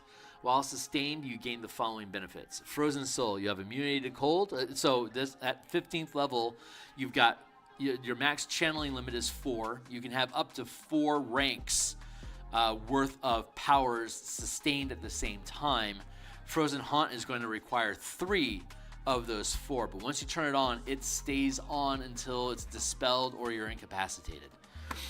You have immunity to cold damage. When you first adopt this form at the start of each of your subsequent turns, each creature of your choice in a 15-foot emanation originating from you takes 1 power die of cold damage. At 15th level, that'll be a D8 of cold damage. And you're partially incorporeal.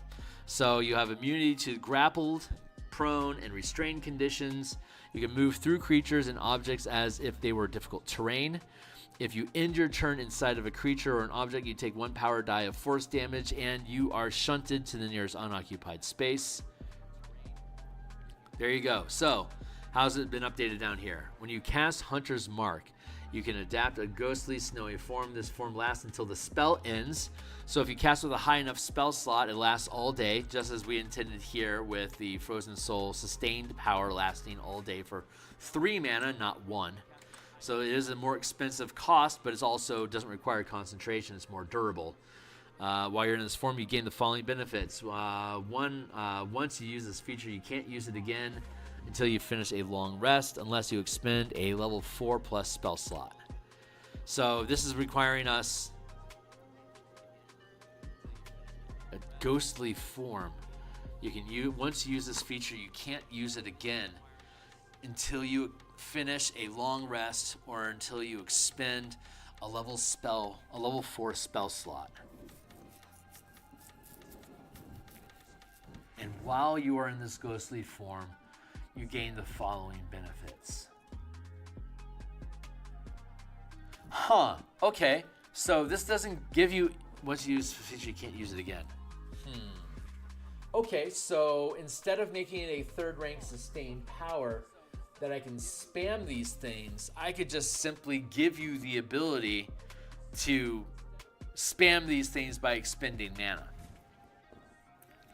You have immunity to cold when you first adopt this form, lasts till the spell ends, and while you're in this form, you gain the following benefits. Once you use this feature, you can't use it again until you finish a long rest.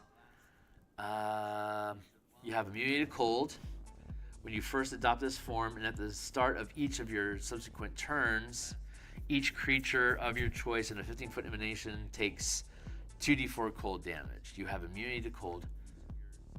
It lasts for the duration, which could be forever depending on what spell slot you spend.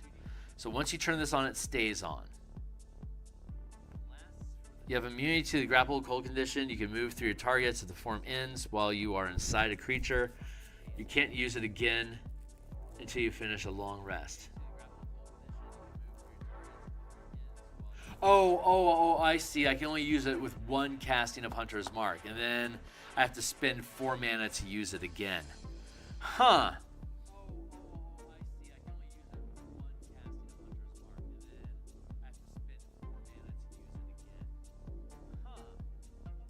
So this would be a free use of this power that remains active for however long I can maintain concentration on Hunter's Mark for 1 mana, and if I want to use this ability again with Hunter's Mark in the future, I have to spend a 4th level spell slot, or 4 mana, to gain these abilities.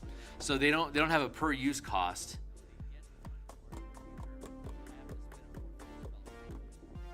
If I made it 1 rank, I'd have to have a recharge, but they don't have a limit. So I think 4th rank is actually appropriate.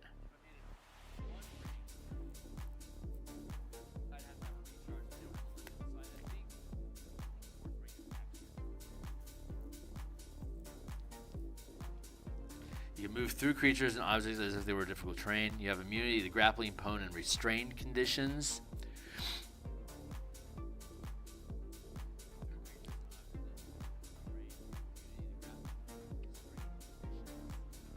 You can turn this on and off anytime you want. Yeah, I like that.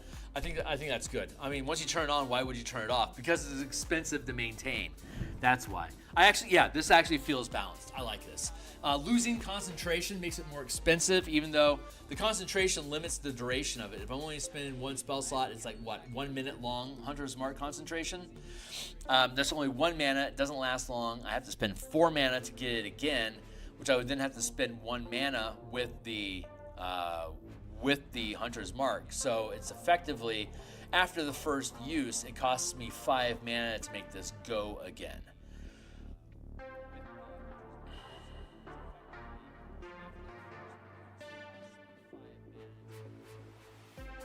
Yeah, I think where we're sitting is already pretty. I think that actually works. Okay, well let's let that sit. So that is the winter winter walker. We'll go with this winter walker Faerun. Next thing on our list of things to do today. What time is it? It's 11 o'clock. Okay, we're doing fine. We have Forsaken subclasses, including the Drakewarden. Oh, wait, we gotta go look at the spells and stuff. Hold on.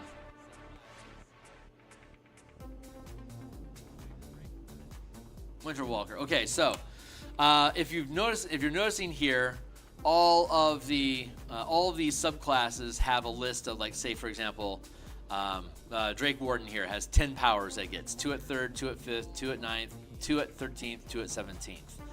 All of the subclasses everywhere get 10 bonus powers. All of the full casters get 10 powers. All of the half casters get, like, the Oath of Devotion. Here's the 10 spells that our paladin gets, which are from the player's handbook.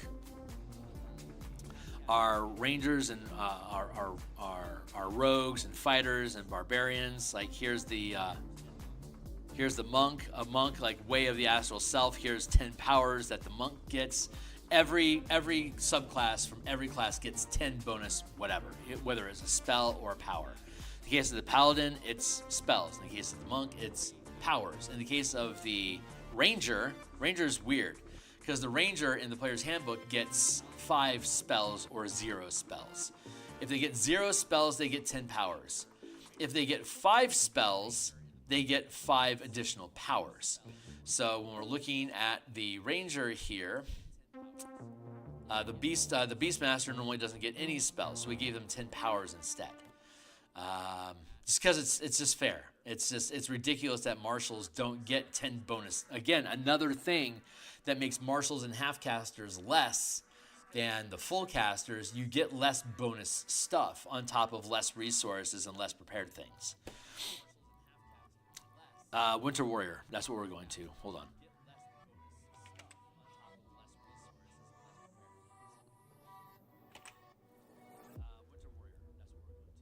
Swarmkeeper.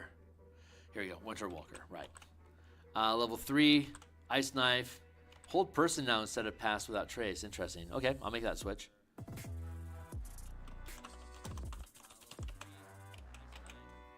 Remove Curse. Ice Storm. Cold of Cold. Okay, so those are the 5 spells that we get, and then correspondingly we get Freezing Strike, which triggers with Mark of Prey that we looked at earlier. Adaptive Resistance. We can go look at Adaptive Resistance here real quick.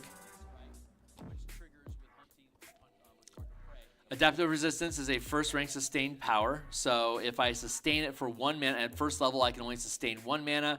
5th level I can sustain 2, 9th 3, 13th 4, 17th 5. So if I have the Adaptive Resistance power prepared, I can spend 1 point of mana for each to gain resistance to each type of damage: acid, cold, fire, lightning, or thunder. If I have 5 mana at 17th level, I can become resistant to all 5 of those.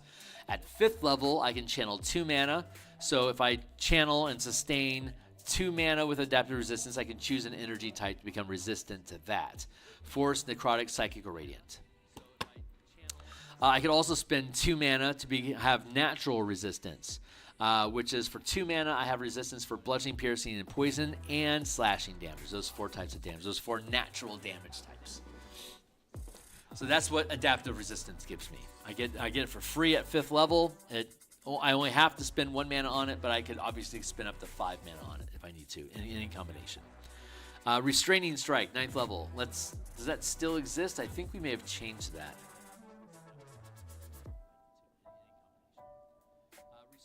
There it is. Restraining Strike. 2nd rank. There it is. So it costs 2 mana to channel. Your damage increases by 1 power die per mana expended, and the target must make a strength saving throw with disadvantage against your channeling DC, or the creature is restrained. The target can end this effect early by making a strength saving throw at the end of its turn. Size: large and larger creatures roll with advantage. There you go. Defensive barrier, reaction, 3rd rank.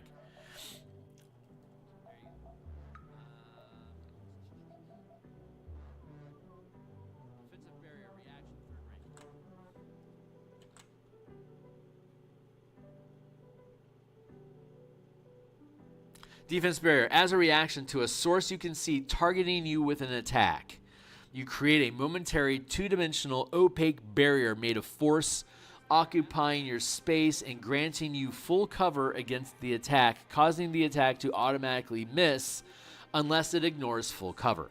The barrier is immobile, doesn't prevent movement, and disappears at the beginning of your next turn. So for 3 mana, if I'm being attacked, I can throw up a shield and prevent myself from being hit. It then remains until the end of my round, so my enemy has to change their position to get around the shield, and the shield can't move. So once it's up, there it is. It's just a temporary 2-dimensional surface that creates a momentary blinding barrier.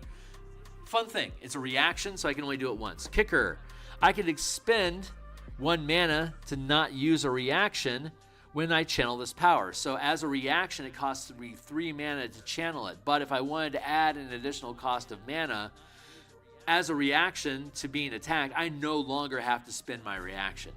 So I could have multiple targets. I could expend multiple blocks of 4 mana each to be able to create multiple barriers for myself during the same round if I wanted to. These reaction kicker effects are defensive measures or ways to prevent damage specifically. The reactions that do things to other people, like opportunity attacks like that, they don't have kickers allowing you infinite opportunity attacks while you still have mana, for instance. And then Telekinetic Bubble, 4th rank maneuver. Maneuvers can be channeled as actions, bonus actions. You can do them both in the same round. You can channel the same power twice in the same round. Telekinetic Bubble. Choose a creature up to large size that you can see. It becomes trapped within a resilient sphere as per the spell. The creature can make a dexterity save at the end of each of its turns, or I can dismiss it early. And then if I spend an extra 2 mana on top of the 4 I already spent, I can target a huge size creature, and if I spend an extra 4 mana on top of the 4 mana I already spent, I can make that a gargantuan creature up to 20 feet in size. TK Bubble, super useful. And I can end it at any time. They can save to get out of it, which is better than Odalisque's Resilient Sphere. But there's also no saving throw to start it. It becomes trapped immediately, automatically, no save. But they get to save out of it at the end of each turn. Again, that's a change in how, like the same spell, but different balancing and different intention and use around it. And of course, you can TK yourself if you wanted to. There you go. So there's the powers. 5 spells, 5 powers, 10 total bonus things on top of the 15 prepared that you get.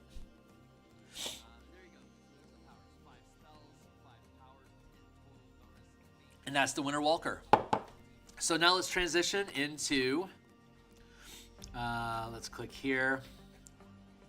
Let's click here.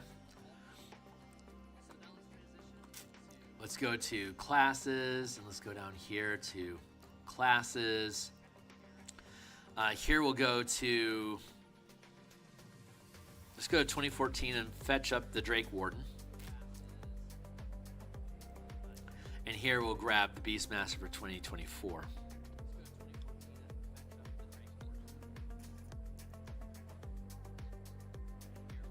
This is what I'm interested in, the Drake Companion stat block.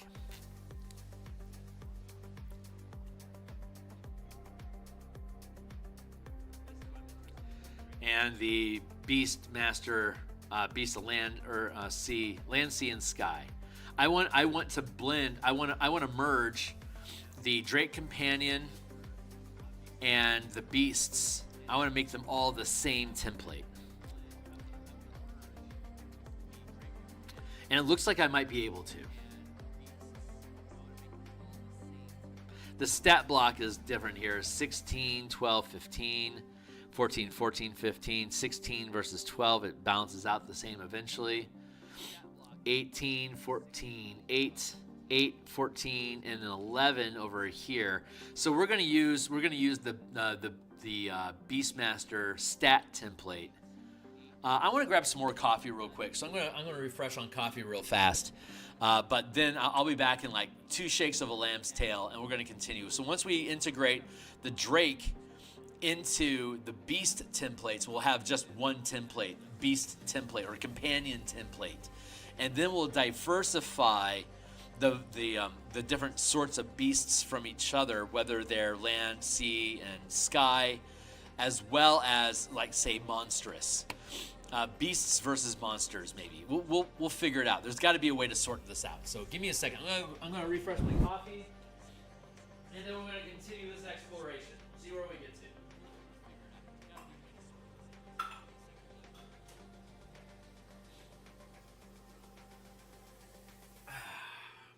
All right, we're back.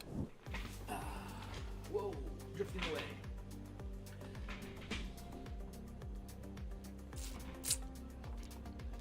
13 plus your wisdom modifier, 13 plus your wisdom modifier, 13 plus your wisdom modifier, 14 plus your proficiency bonus as natural armor. So let's just start building this thing out.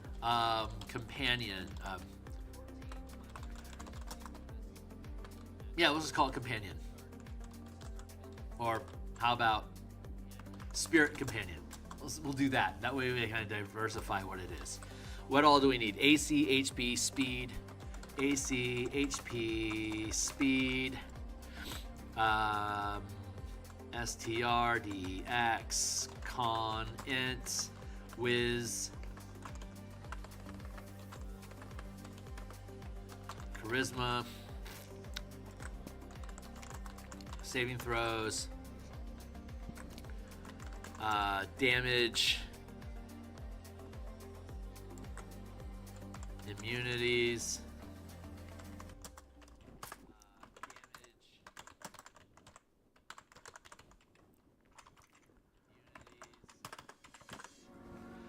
Senses.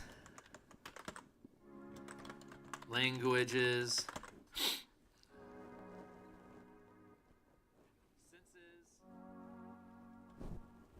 Challenge proficiency bonus equals your proficiency bonus. I don't know what that means. And then we have features. No.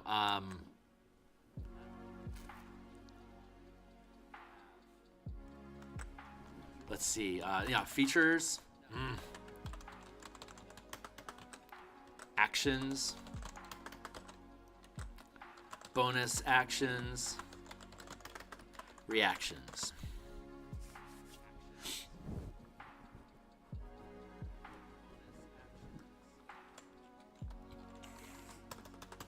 This is our core right here. This is our core block. So let's find the patterns.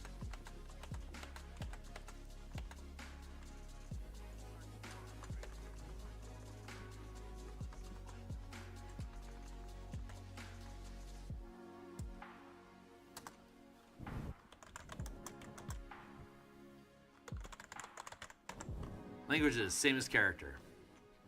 Your spirit companion can communicate like a normal NPC. Because it's not an animal, it's a spirit. The idea would be if you find a beast or a monster that you want to tame, it then becomes a spirit that you can summon, and it gains all the abilities of this class. So you could go out and hunt a monster to be able to claim it on your roster of types of creatures that you could summon. So we want to be able to deconstruct that to make it balanced and fair. So across the board, it appears, here it's showing 14 plus your proficiency bonus. Here it's showing 13 plus your wisdom modifier. Let's split the difference and go 14 plus max rank of power gained as a ranger.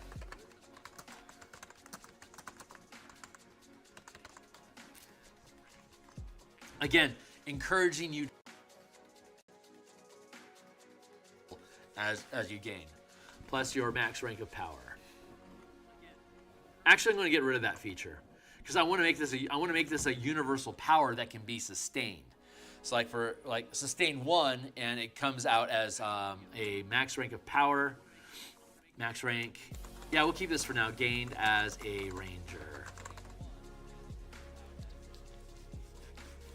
When we make this a sustained power, it'll be AC equals 14 plus the amount of mana you're using to sustain that companion. So at 17th level, if I made all 5 ranks of power I can sustain, focused on my companion only, I would only be able to sustain that particular pet, but his armor class will be 19. So maybe.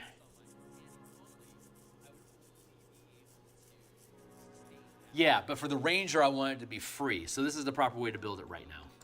Hit points equal 4 plus 4 times your ranger level. 5 plus 5 times your ranger level. 5 plus 5 times your ranger level. So they made the Beast of Sky a little weaker than the other beasts. But this is also 5 plus 5 times. And the Drake can eventually fly. So destroying the difference between flight, land, and swimming, it should be 5 plus 5 times your ranger level.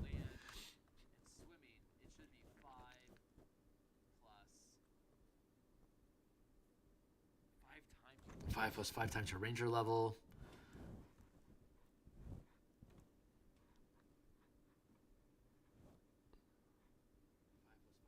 D8, D8. 5 plus 5 times your ranger level. How can I universalize that? 5 plus 5 times your ranger level. Okay, I'm good with that. Speed 40, climb is 40. Speed is 5, swim 60. Fly 10, flight 60. Speed is 40. And eventually it gains flight. And its flight equals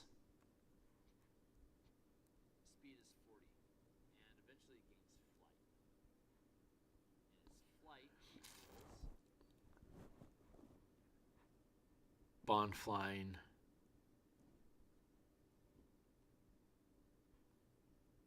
I'm looking for it. Hold on. Drake amount. It can't use the flying speed of this creature. Equal to its walking speed. Fly speed equal to its walking speed. 40 feet.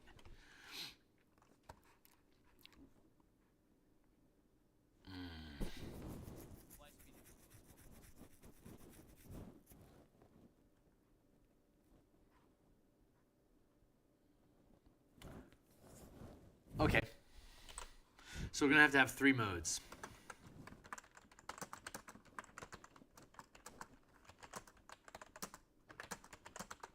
Did my music stop? My music stopped.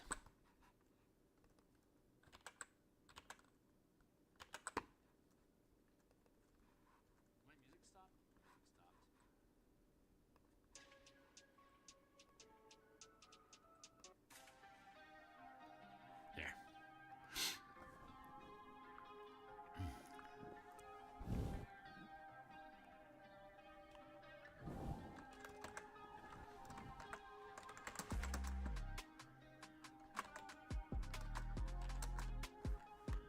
Equals 5 speed, 60 swim, beast of air equals 10 speed. What is it?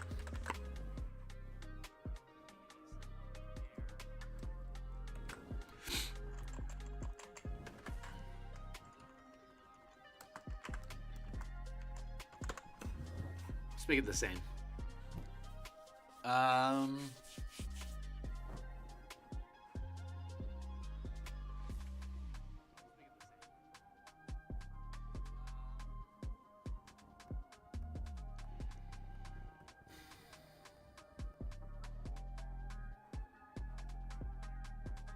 Yeah, I think I'm okay with that.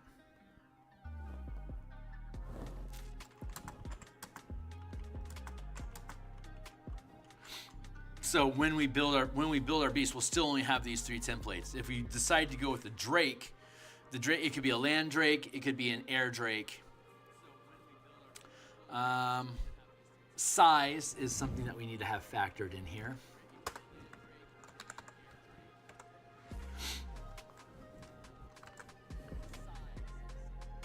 It's small, medium beast of the sea, medium beast of land, small beast of the sky,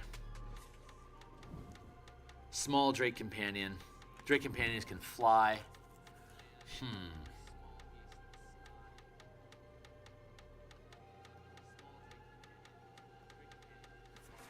If we were to go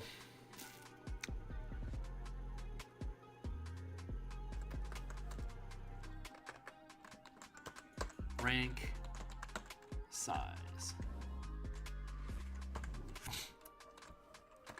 Let's try it this way.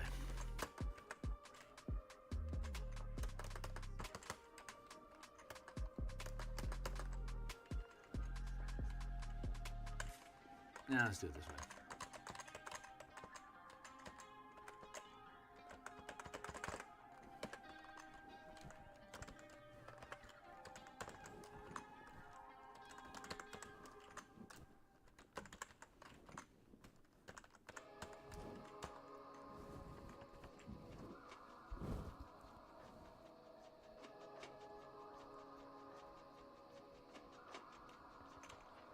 Do I want to go to Gargantuan? It's 20 feet, yeah. Well, how about that?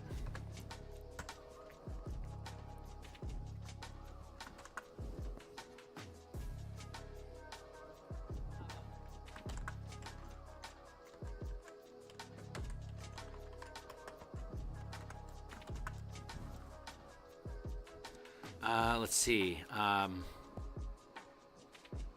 A companion must be larger, a companion must be a larger size than you to ride it.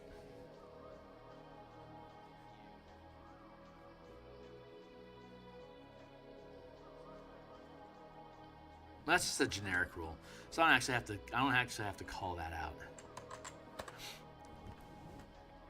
But that would mean that if you have a air creature and you're a small-sized creature, by 5th level you can have a mount that you could ride and fly. If you're medium-sized, you wouldn't be able to have a mount large enough to ride until 3rd level, which could include flight. So by 9th level, a medium-sized character is guaranteed to have flight. Considering that Aarakocra and Owlins get it at level 1, the ability to fly on their own without a specific subclass, I'm perfectly fine with this.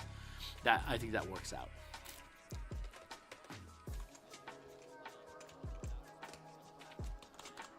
Oops.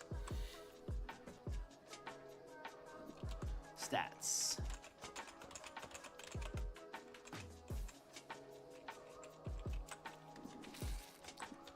$14, 15, 8, 14, 11.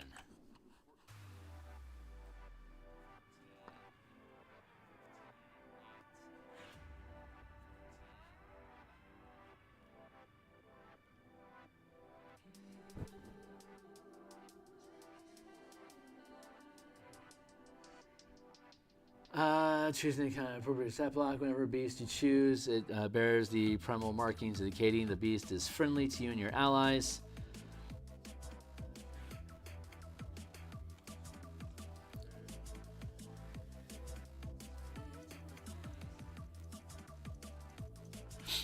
Whenever you finish a long rest. How do we have it built currently? Hold on, let's go take a look real quick.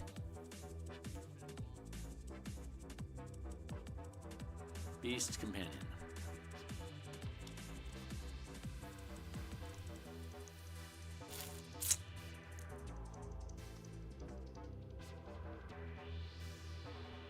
Beastmaster. Cost to recreate. You can get the following options. You can expend 2 mana to resummon your companion, or if it's been killed in the past hour, you can instead bring it back to life with full 8 points. Alternatively, you can perform a 10-minute ritual to resummon your companion. Yeah, okay.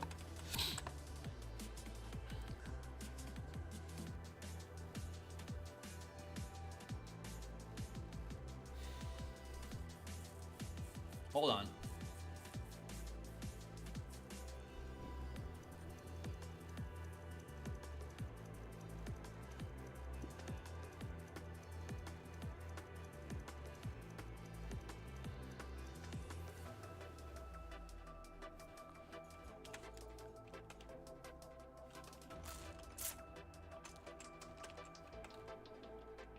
Resummoning a companion costs mana equal to size.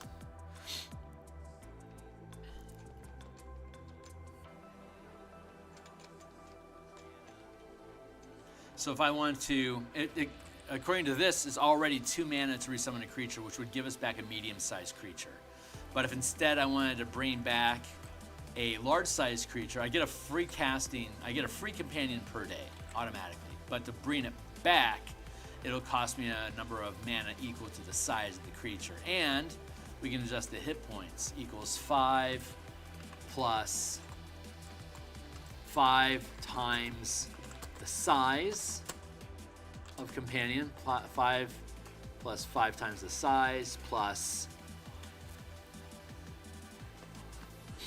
So this would be, if we get rid of this,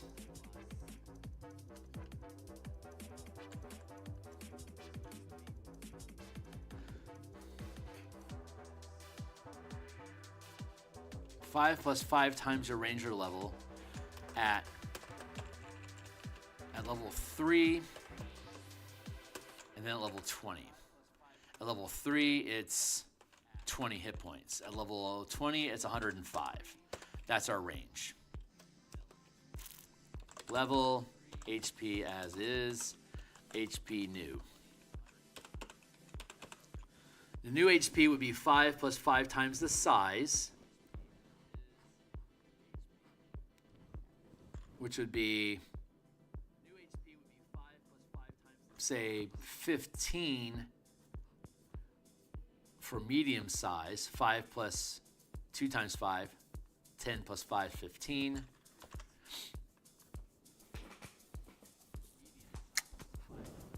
Down here, we're looking at 30.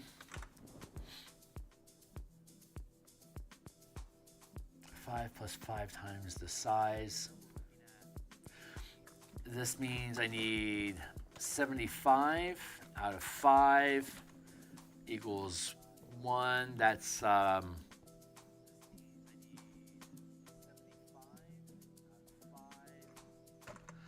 11 equals 11.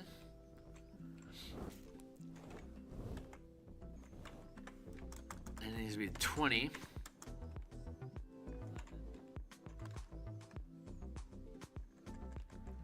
I only have first rank right now equals rank times 5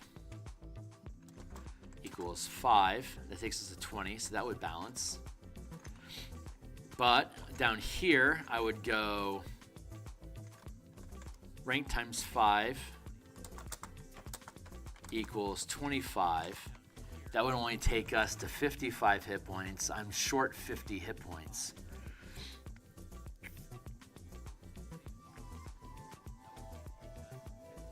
Five plus 5 times the size.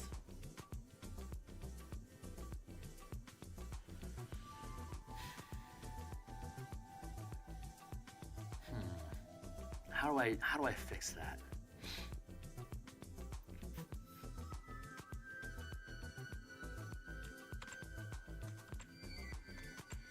Let's see if I go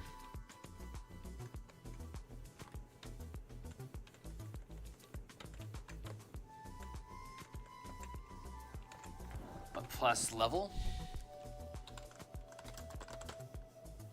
That would be 18 at 3rd.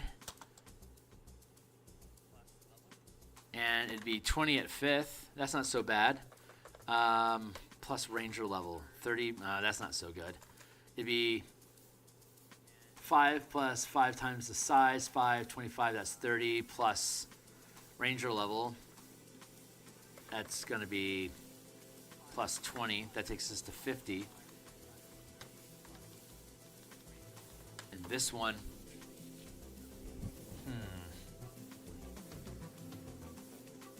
okay, maybe changing the hit points shouldn't matter on size. Maybe we just go back to the previous model and not make it so complicated.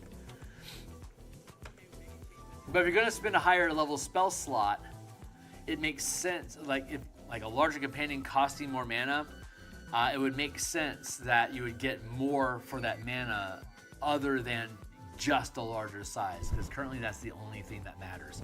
But what about the beast warden? What is the beast companion is the only thing that changes with that is its size? It could be medium size.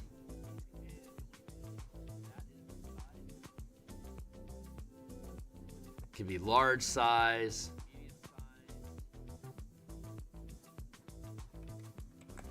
Huh.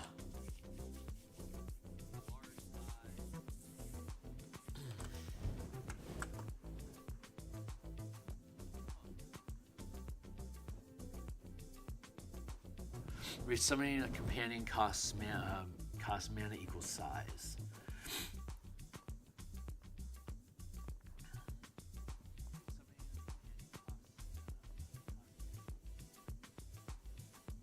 Yeah, we'll just leave it like that. 5 plus 5 times your channeling level. So a spellcaster wouldn't increase this at all, but you're gaining channeling levels like spellcasting levels. So this would allow you to freely mix the hit points between ranger and barbarian and fighter and shit like that times your ranger level.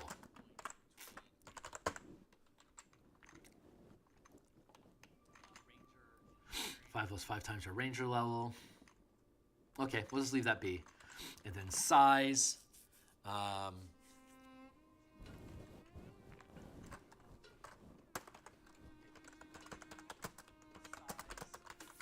companion.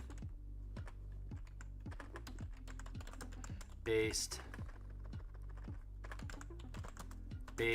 on your max rank of power gained as a ranger. Rank size, blah, blah, blah. And then resummoning companion cost for mana equals its size. No, I think that's probably good. And we got our speed is figured out. We have our stats figured out. +2, +2, +2, -1, +2, 0. And how do saves work?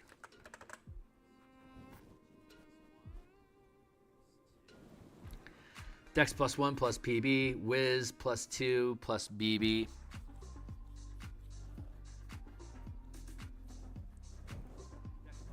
And what about these guys?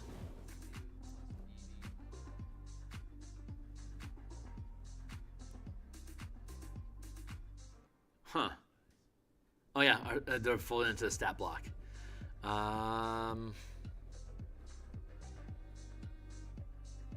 Okay. It doesn't gain any special stats. It doesn't gain any special proficiency bonus for saves.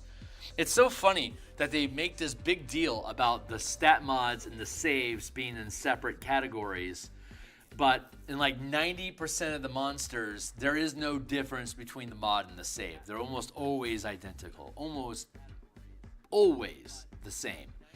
Very few creatures are different. It's kind of a waste of space. Like it's like a category they don't use. It's a shame.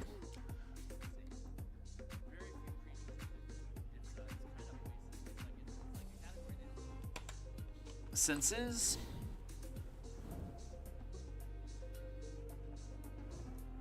Dark vision and passive perception. Dark vision, 90 feet. Dark vision, 60 feet. 60 feet, passive perception, 12. Let's go with universal dark vision. 60 feet, passive, perception, 12. And then language, same as character.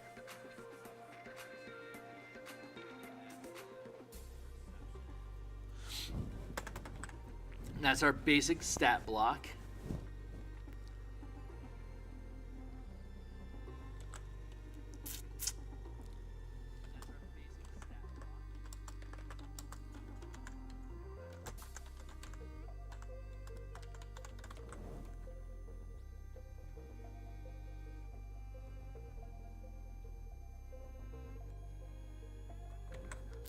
Oh, there's a difference there. Cool.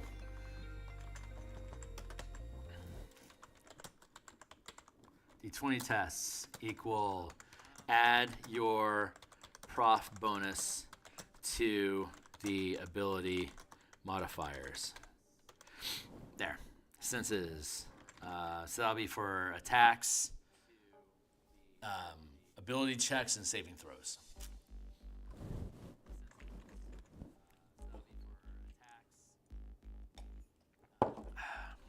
Languages, any. Okay, cool. Now we're into these mods. Traits, that was the word I was looking for. Traits.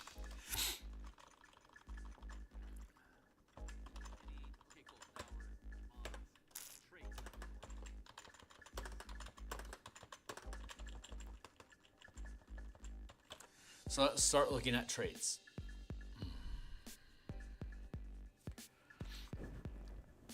Primal Bond. Primal Bond. Beast of the Sea.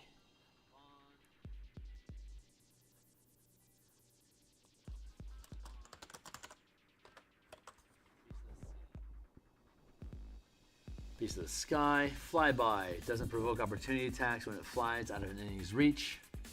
Primal Bond.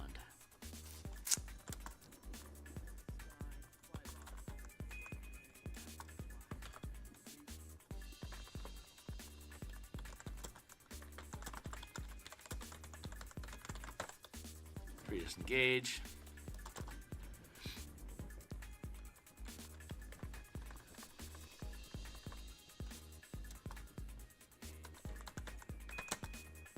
And I get the climb speed. Is there any other? Beast of the Land doesn't get anything extra. Beast Strike, Beasts Strike, Beasts Strike. 5 foot, damage is small, plus whiz modifier.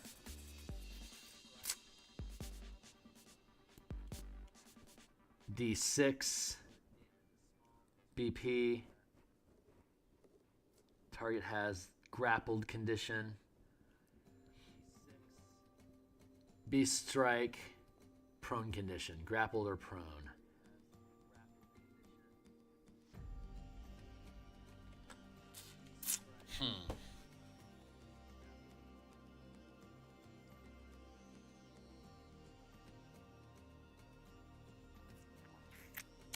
Okay, speed as per type of determined by type of companion. Thank you. Traits determined by type of companion. Beast of Land, Beast of Sea, Beast of Sky.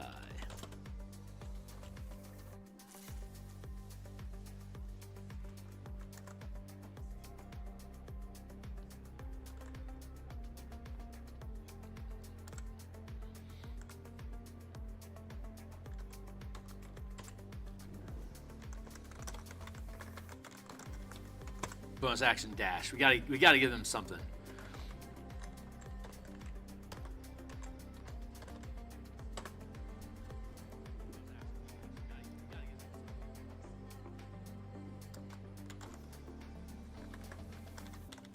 Bonus action dash, flyby, free disengage. Cool, I'm good with that. Those are our traits. Let's see. Yeah, let's build our basic template and then start diversifying with special abilities and stuff.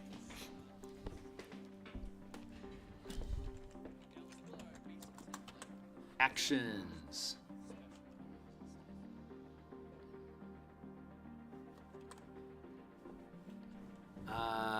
Determined by type of companion.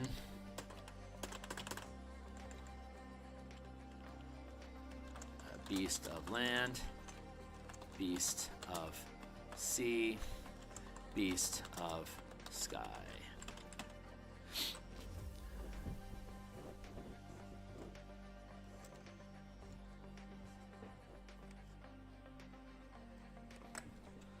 Melee attack equals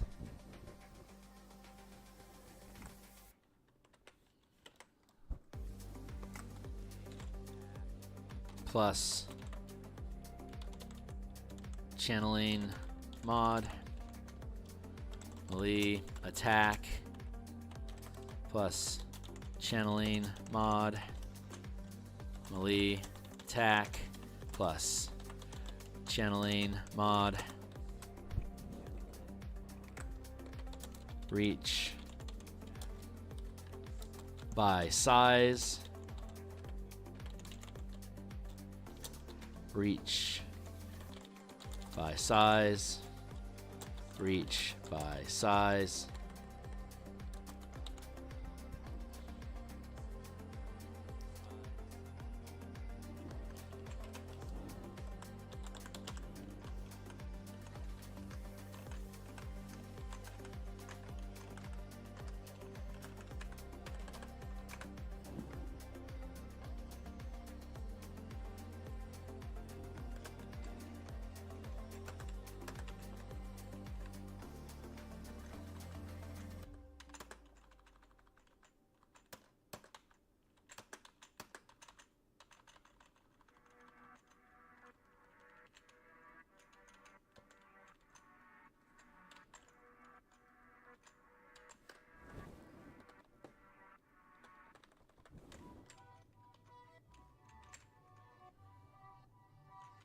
High companion. Melee attack uses channeling bonus. Uses your channeling bonus to hit and damage.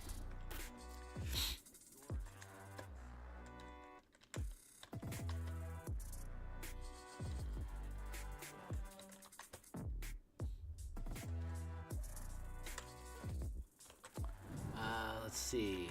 Air does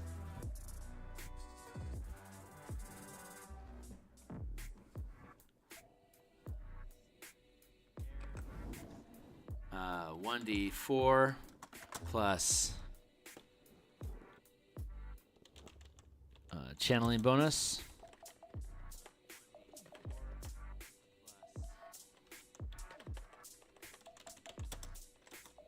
D4 plus bonus. Damage equals 1d6 plus bonus. Damage equals 1d6 plus plus mod.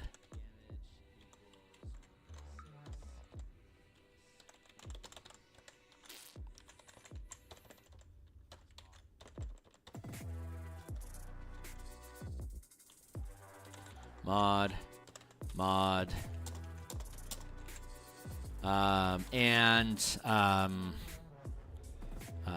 Dex,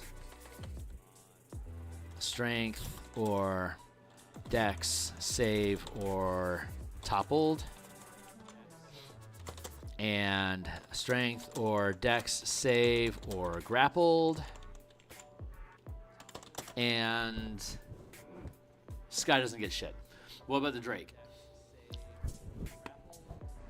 When another creature within 30 feet of the Drake that it can see hits the target with a weapon attack, the Drake infuses the strike with its essence, causing the target to take an extra d6 damage to the type determined by its draconic essence. Huh. Okay. Let's see. Sky currently doesn't have shit.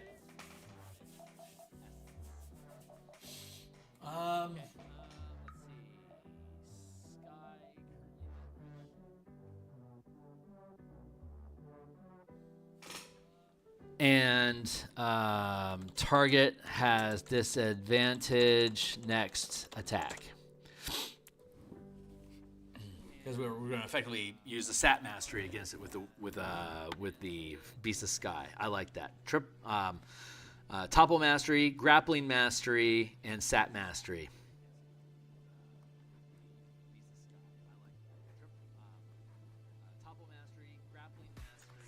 And Sap Mastery. That's an easier way to word this, right? And Grapple Mastery. And plus Topple Mastery. That made things super fucking simple.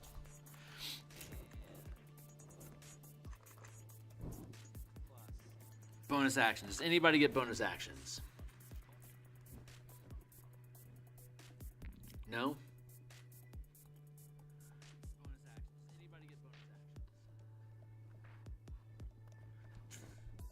No? Okay, well that was simple. Okay, so those are our basic stat blocks. So how can we riff and modify this? That's what we want to do. We want to be able to fold the Drake into this. Well, that was simple. Okay, so those are our basic stat blocks. So how can we riff and modify this?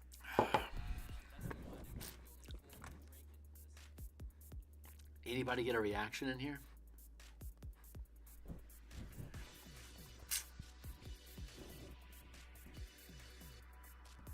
With its essence. With its essence. Choose a damage type. Let's see.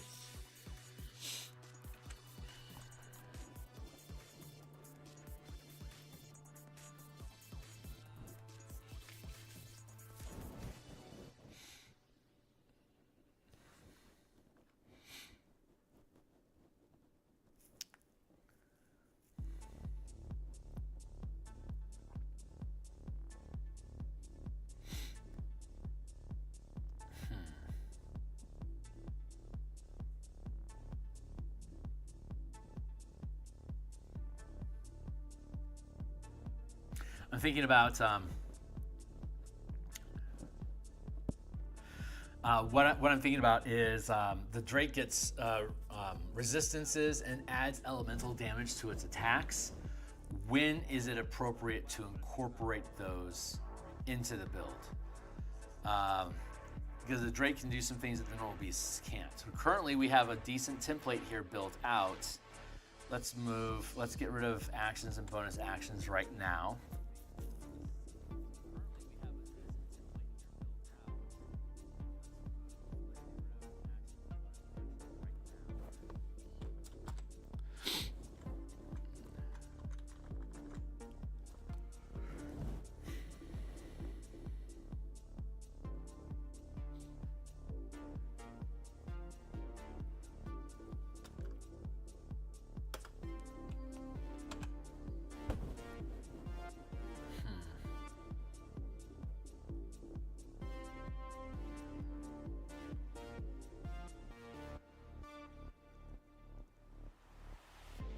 Let's see.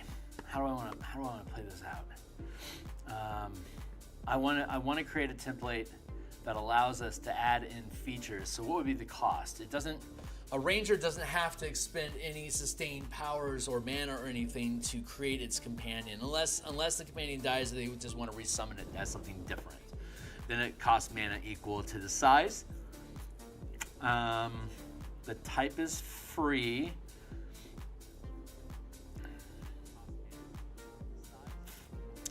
I guess we'll call them kickers. Kickers. When summoning a companion, additional mana can be expended to imbue the companion, to imbue it with additional traits and actions.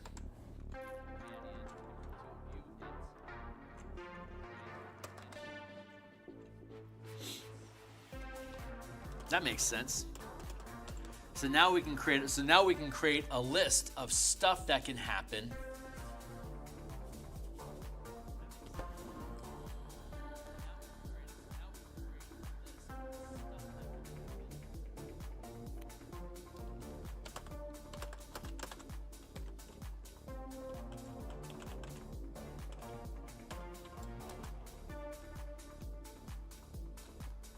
One mana kickers.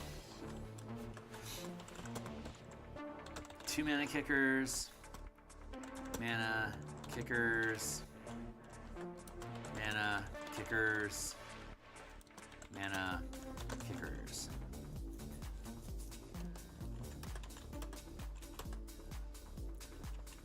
And the scale for creatures, CR range equals up to 1. CR equals up to 5.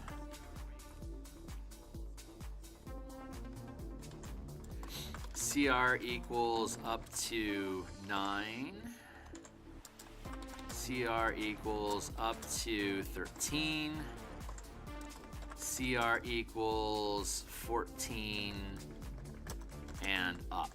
This is generally the curve of CR versus levels on a character. So anything up to like level 1 to 4 is effectively a CR1. Anything up from level 5 to 8 is effectively up to CR5. Anything from level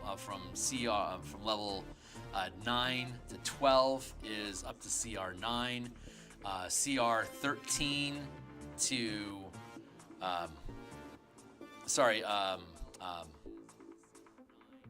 9 to 13. 14 to 16 is CR13, and then level 17 to 20 is effectively CR14 or higher. Anything that these creatures can do could theoretically be provided as a kicker option for us to add on. So let's start contemplating what our kicker effects might be.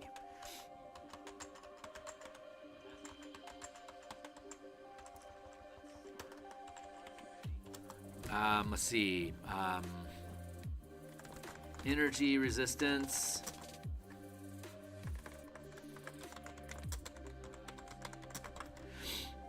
It would be what? Cold, fire, poison, lightning, acid. That's the one I missed. Acid, cold, fire, lightning, poison, lightning. One each.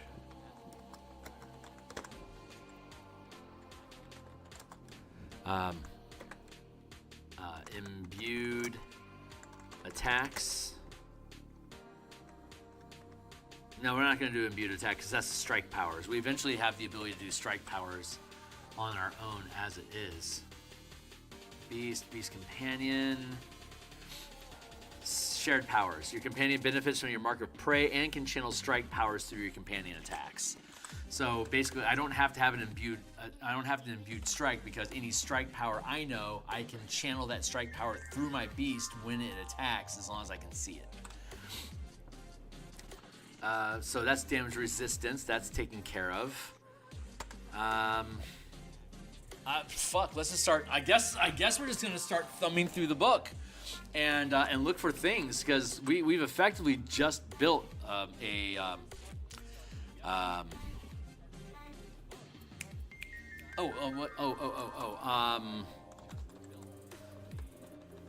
let's see. Bonus elemental strikes. 1 each. Can channel strike power to deal acid, cold, fire, poison, lightning.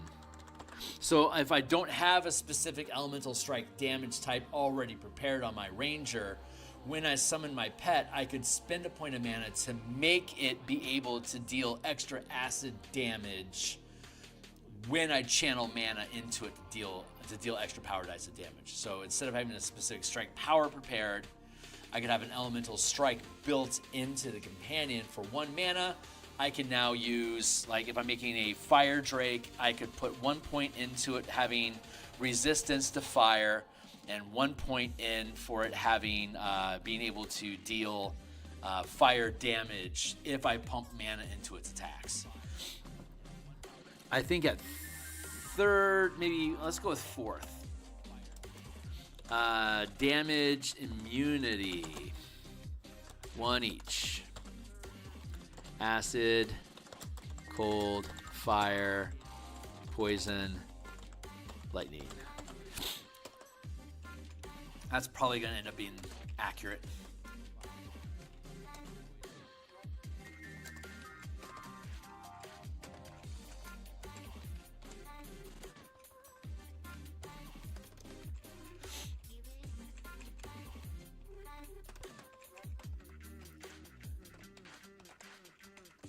What else? Oh, pack tactics.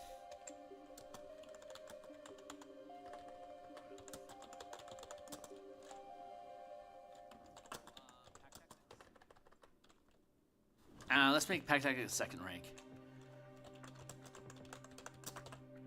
All allies within 5 feet have advantage to attack chosen target.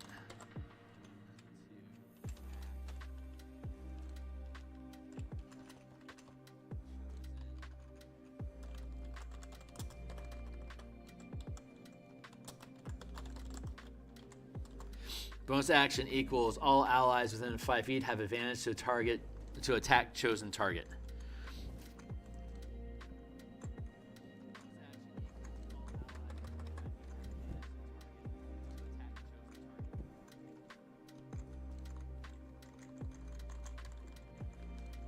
Allies have advantage to attack chosen target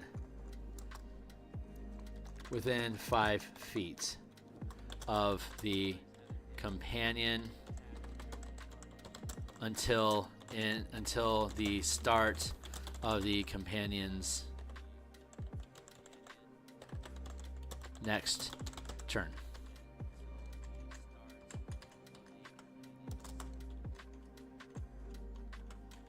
Cool.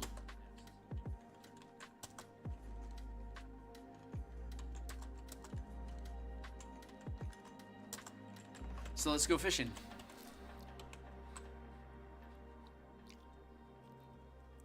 Back to top. Let's go to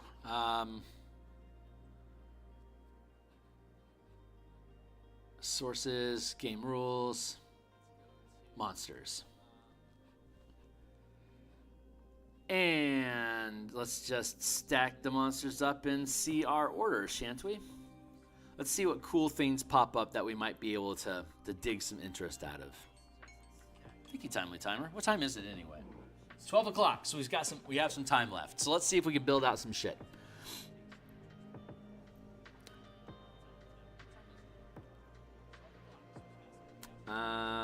Let's go with, we should modify this. Let's go with show advanced tactics. Languages, movement type, monstrous, resistance, sense, save. Just give me the fucking source. Partner content, no. Source category, thank you. Core rules only. Filter.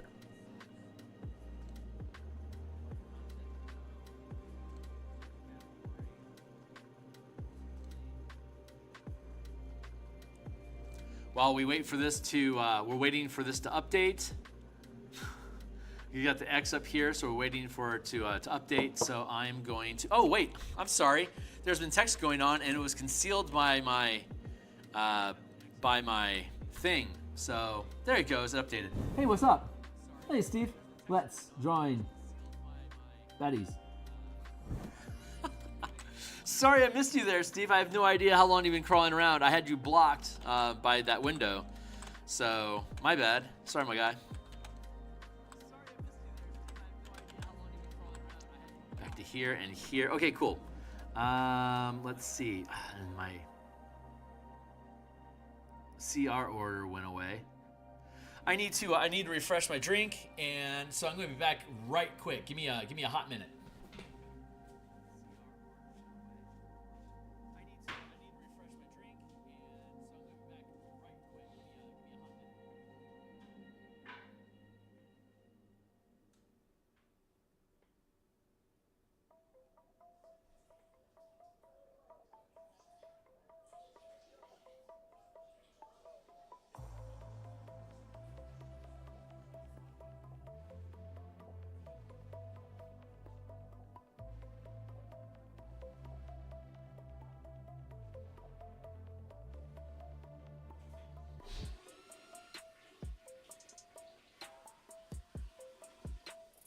Almost there, stay on target. Almost there.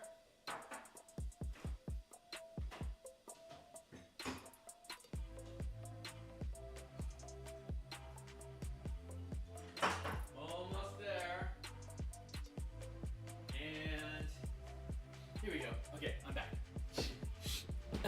Whoa, my chair. There we go. Whoa. All right, back in the saddle. We're just looking for general traits and class feature or racial, monster features that we can use to do interesting stuff. You don't have any, you're just actions. I suspect these low rank stuff are just gonna have that. Ooh, burrowing. Rough.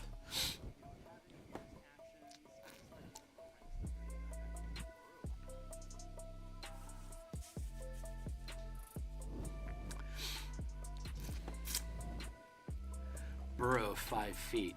Let's see.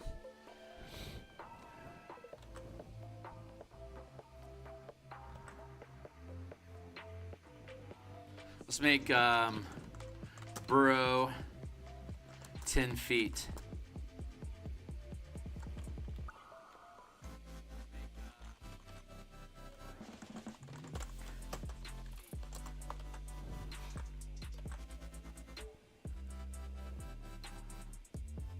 Crap.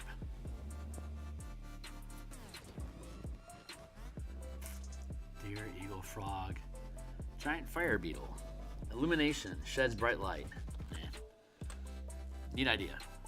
Giant fly. Ooh, hover. We can make hover. I think that's fly speed gains hover.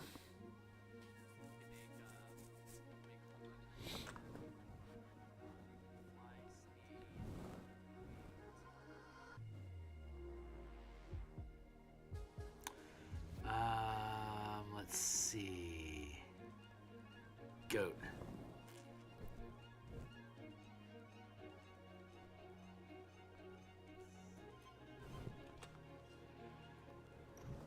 Let's see. Charge, attack. No, let's do it like this. Bonus, action. Let's do it like this. Charge, attack. Move 20 feet towards target. Bonus, action, extra, attack with advantage.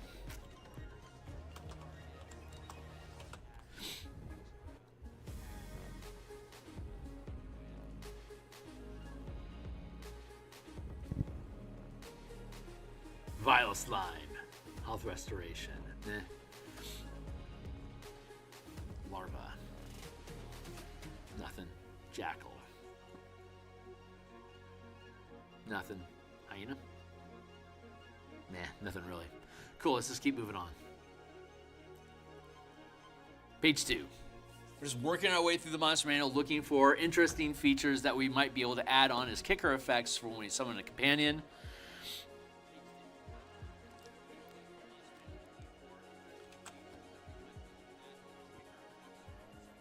it's still thinking about. There we go. There's some brain deadness happening on D&D Beyond today. Octopus, how do you do? How do you do? Compression, the octopus can move through a space as narrow as 1 inch without expending extra movement to do so. It has water breathing. Ink cloud.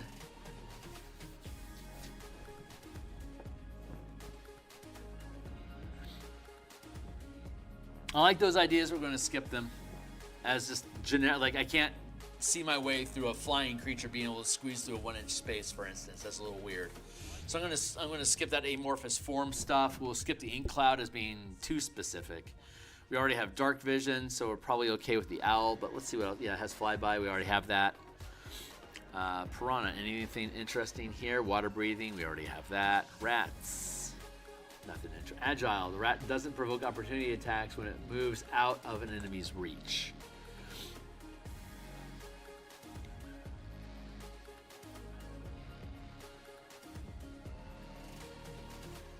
The flyby automatically gets that ability. The rat can opt in for it. We have pack tactics at second.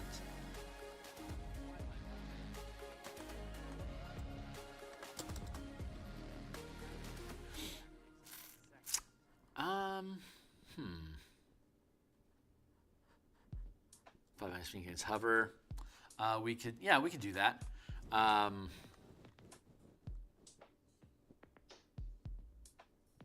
What's it called? Agile.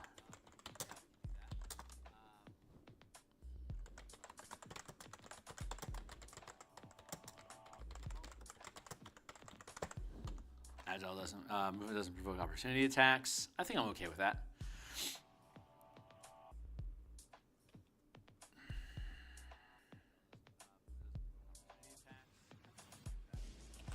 Yeah, we're probably good with that.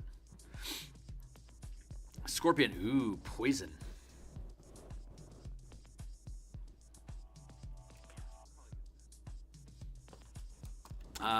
Melee attack, forces, con save, or poison condition.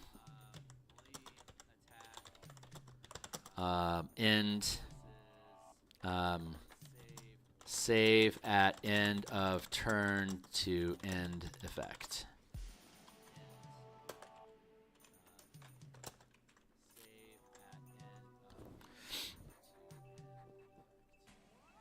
Melee damage.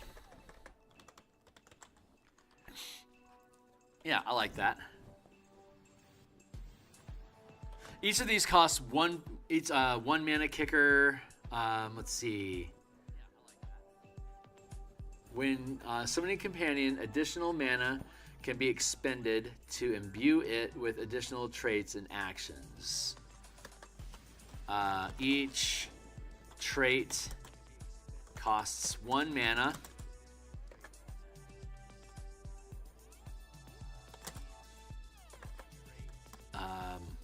More costs 1 mana. Additional options, additional traits can be chosen at higher ranks. With additional traits, a total number up to your max rank of power. Cost 1 each, so first rank, kickers.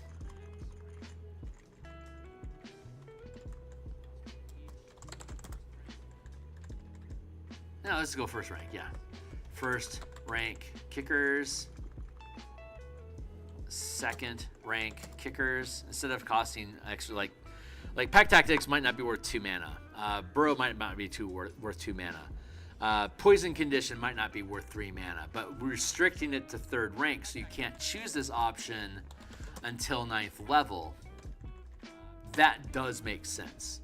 And at 9th level, I can choose 3 things from all of these lists total up to 3rd rank kickers.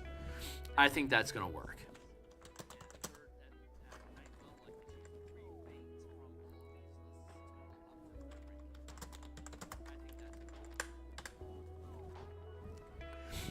And by marking what the CR range is,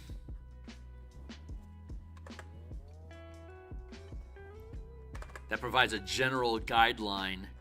Like if you wanted to make an octopus specifically, then you know that an octopus is first rank. So you could pick up the different traits of the octopus. Its ink, its amorphous shape. You can pick up both of those for 1 point each.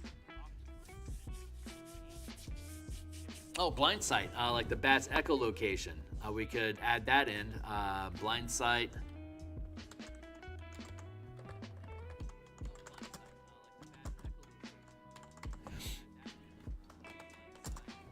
So I could pull off a bat to have blind sight.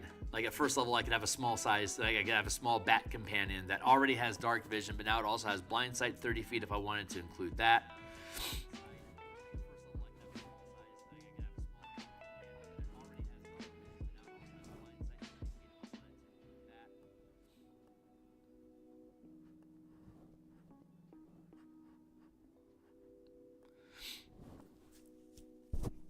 So like at third level, when we get access to this, we could choose one thing by spending 1 extra mana with the summoning of our pet as a kicker, and that's it. At 5th level, we can choose 2 mana up to the 2nd rank kicker list. So we can make our animal companion, we can change what it can do for it to become a better companion to aid our allies with whatever it is that we have going on right now. So it becomes a floating utility that we could resummon for 2 points and then spend extra mana to get these additional kicker effects on top of it. That makes it like a mobile utility source sort of thing.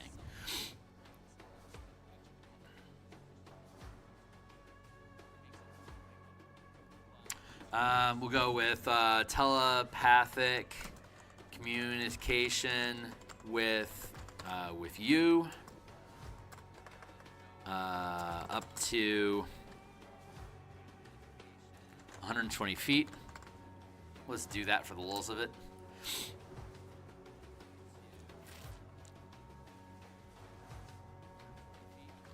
Telecast plus sense plus share senses with you up to 1 mile away.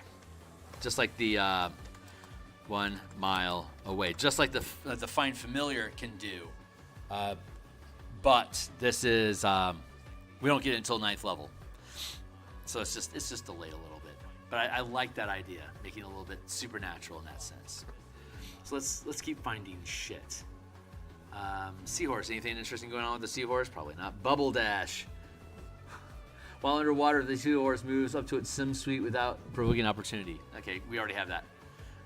Spider, ooh, poison, web walker, spider climb.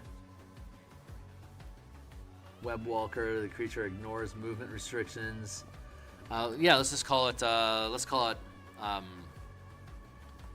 Spider climbing.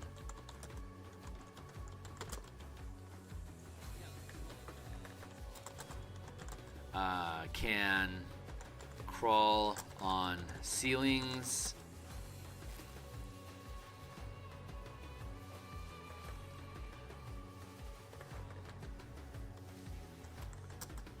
Let's see. Move speed on vertical and upside down surfaces. Webs don't slow or restrain.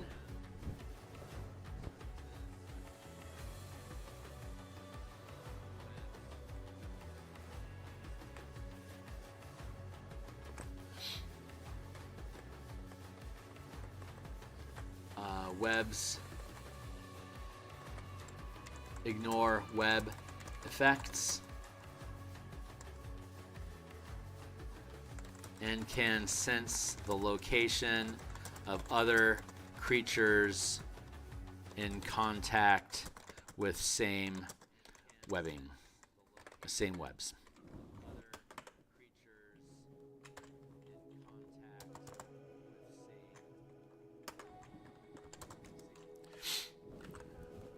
Yeah, that feels appropriate. Get our spider motif going.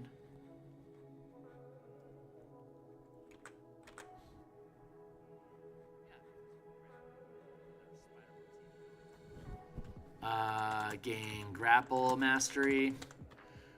Gain 1 mastery of choice. That'll work.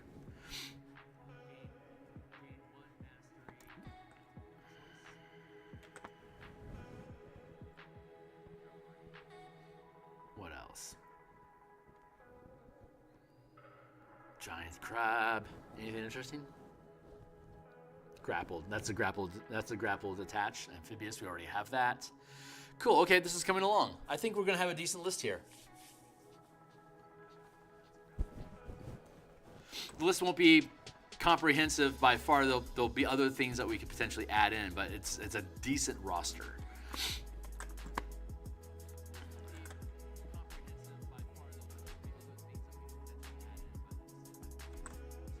And we're waiting for this screen to flip over to the next page. Thank you. That's some slow response time, man. Hey, I just want to say real quick here while we're getting things set up for the next burst here. I really appreciate everybody hanging out. Folks that have been checking in on the channel and listening in and helping me log some hours while I do design work. I really appreciate everyone being here. I hope that folks are finding this interesting. Again, this document that we're working in, it's located down here in the Martial Powers and Color Mana playtest document. And the Magic the Gathering MTG Color Magic conversion for D&D 5e. All those books are here. They're all free previews. Here's a bunch of other books that I've created that are all free previews, like Pacts and Patrons of Ravnica converts the 10 guilds into Warlock otherworldly patrons. So you become a guild mage as a warlock that you've made a guild pact with your guild. And we have subclasses and unique invocations for each of those. That's not yet been translated to 2024. It works pretty good as is, but we're going to update that as well. Spelljammer Combat and Exploration, which we spent time working with on Thursday a couple days ago. If you want to check out the Spelljammer Eberron campaign that we're creating, I've got a live stream that I'm running with that. So I got a bunch of books. They all have free previews. They're chock full of my artwork and my ideas. Please check them out. They all have free previews. Check them out. If you want to support my efforts, and I got more books for all these things that I'm going to be building here in 2026. So whichever book gets the most sales is one that I'm going to end up making more supplements for. Right now, Color Mana has more sales than anything, so I'm focusing on Martial Powers and updating the Color Mana system. Let's see, Guard, Kobold, Mains. We're just gonna pick through some stuff here just to see if there's anything interesting. Mastiff. It has the topple condition. Merfolk Skirmisher, what do you do? Ocean Spear. Amphibious, that's fine. Nothing too interesting there. I don't think I want to do Blood Drain with the Sturge. Don't need an animated broom. Let's move on to the next page.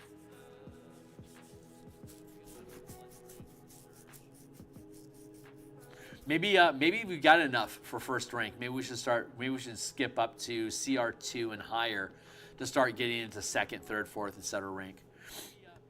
Wait for the thing to update. Thank you.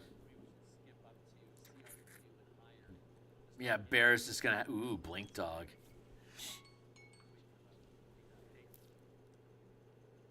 I like the idea. I don't think Blink is a first rank effect. Teleport. The dog teleports up to 40 feet to an unoccupied space it can see. That would be a bonus action. Let's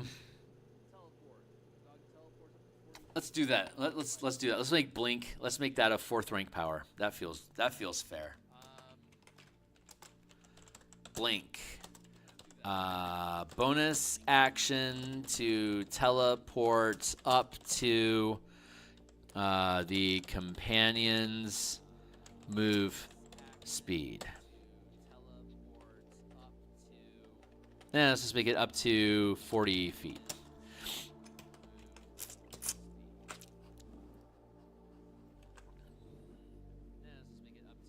What else? We already have grappling. Constriction though. Does the constriction have a special feature?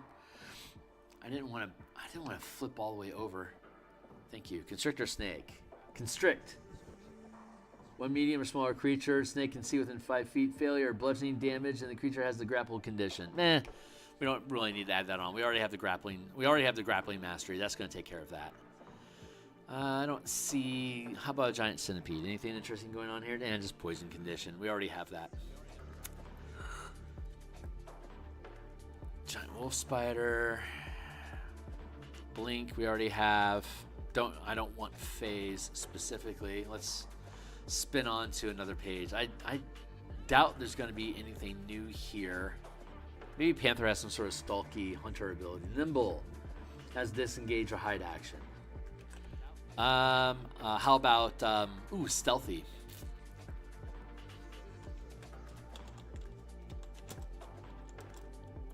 Bonus action to take hide.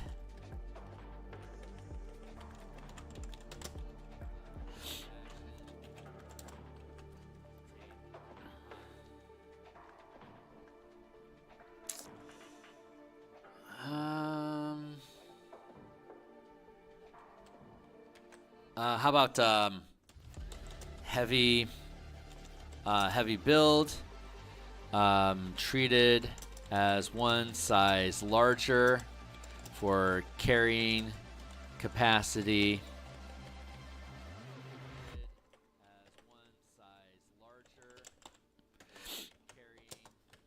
That could be, if you're monitoring things like encumbrance, including a dungeon, that'd actually be really useful.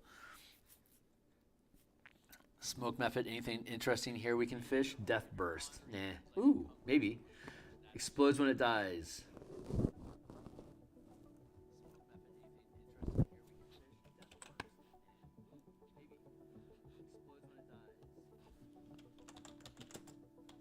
Death burst.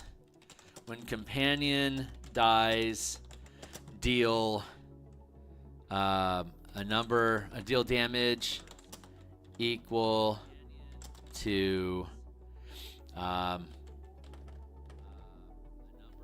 when companion dies, roll a number of power dice equal to your rank, dealing that much damage to all within 5 feet per rank of power you have gained.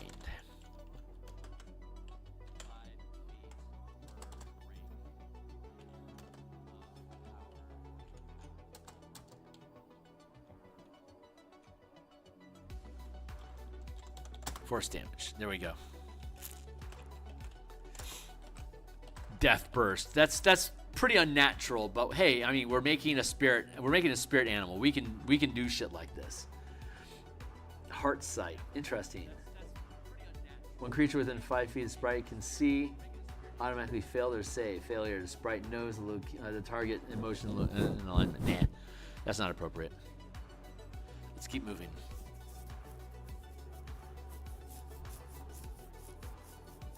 Troglodyte. Stench.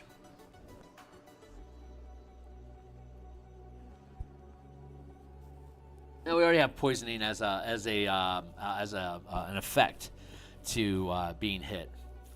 I think we already have that in here, right? Poisonous. It's got to be in here somewhere. Hold on.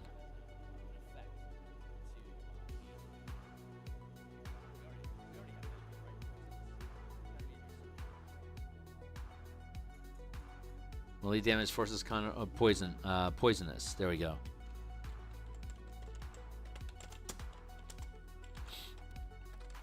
Melee damage forces con save or poison condition. There we go. Yeah, 3rd rank for poisonous. That feels about right. Maybe that should be 2nd rank. We can pick at that. Wolf is tripping. Let's keep moving forward.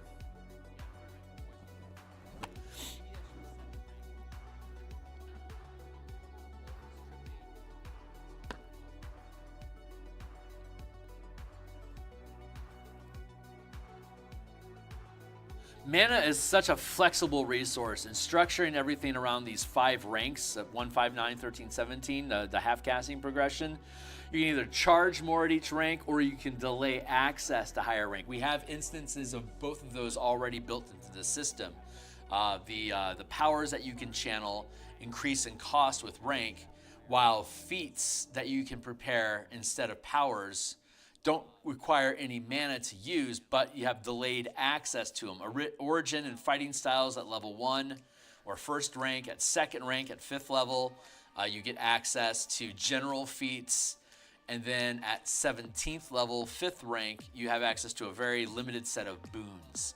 So we have examples of scaling, and the damage types we have. Basic elemental damage at first rank, level 1, and then at second rank, level 5, you get access to the advanced damage types like necrotic and force and radiant damage like that.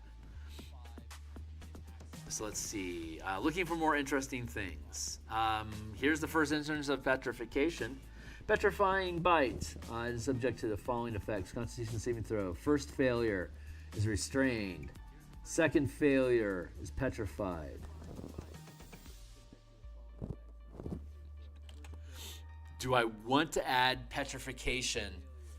If I did, it'd have to be 5th rank, because that's pretty powerful.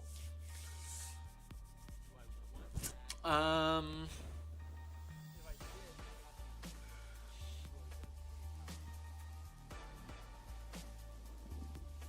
like the idea of it, though. Let's go with, could we put in petrification? Sure, why not? Let's do petrifying. No, that's just going to be spammable. I don't want to do that as something we can just spam. It's a power you can already channel through the animal to be able to paralyze or to knock unconscious. I think that's okay. We'll just leave that like that. We'll skip petrification for now. You could add it in. You have the system to do that already. Dust Maffets, giant goat, giant seahorse, Magman. Maybe there's something interesting here. Ignited illumination sets itself ablaze.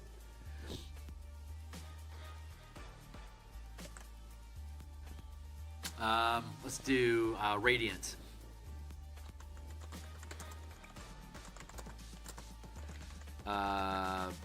Bonus action to shed light 20 feet bright plus 20 feet dim. Dismiss no action. So your mount can become a mobile torch. If you're willing to spend an extra point, it can just create light. Its spirit form, the spirit runes on its body emit light, creating a light source for you. So you don't have to carry a torch. Pretty useful. I don't know, maybe the Modron has interesting stuff. Disintegration. If the Modron dies, the skin integrates into dust, leaving behind anything it was wearing and carrying. Okay. We already have multi-attack built into the companion frame, so I don't need to add that on. Let's go to... What page are we on here? Page 6. Let's go to page 7 here. And let's go to page 8 here. Wait for these to update.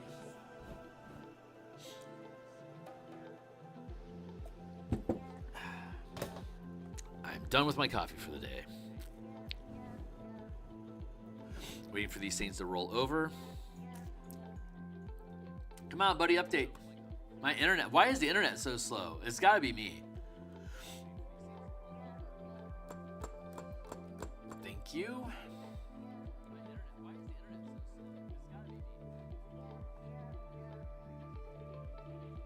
7 and 8, good. Let's see what else we got going on up here. Reef Shark. Maybe there's something interesting about Reef Shark. Pack Tactics. Shark has advantage on attack rolls against a creature if at least one other shark ally is within 5 feet of the creature. Let's do that instead.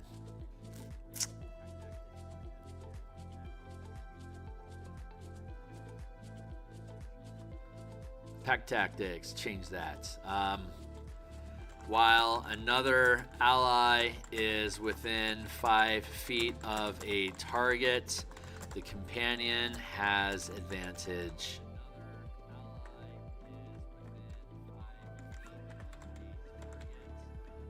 There, that's easier. I don't want to rust things. What does the satyr have?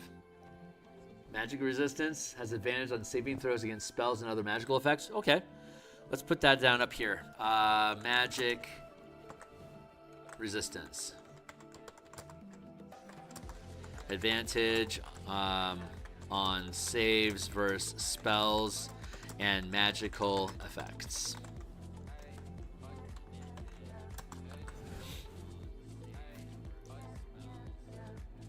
Shadow, incorporeal, amorphous. Yeah, I don't want to have amorphism. I don't want to do energy drain. We already have a bonus action hide for stealthy. Swarm of insects, a tough troll limb. Oh, troll limb. That's great. Warhorse, warg, animated armor. Let's check out the. Ooh, a breath weapon. That's not a bad idea. Breath weapons are fun.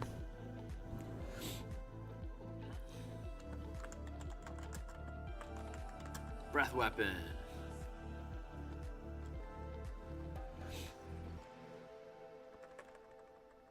Let's go with, we can put a breath weapon down here. Breath weapon.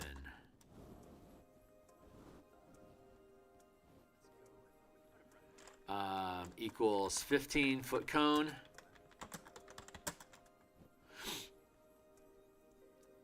Let's go with 15-foot cone.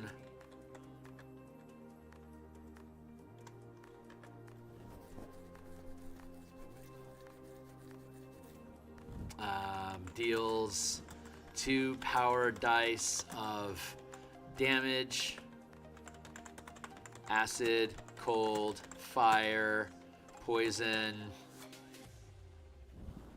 lightning.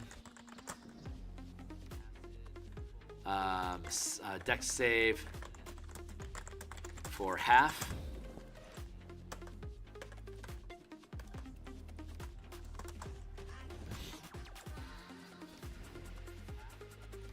I could have it increase in scale. Let's do it this way.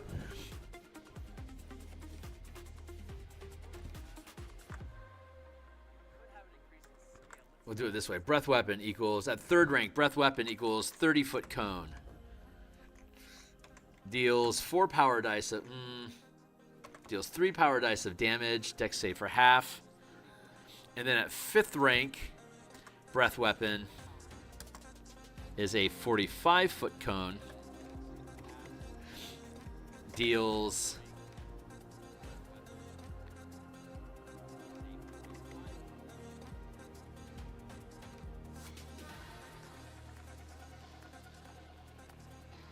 yeah, 6 power dice of damage, and then we'll make this deals 4 power dice for half. 30-foot cone, or 20-foot, 20 by 5 foot line.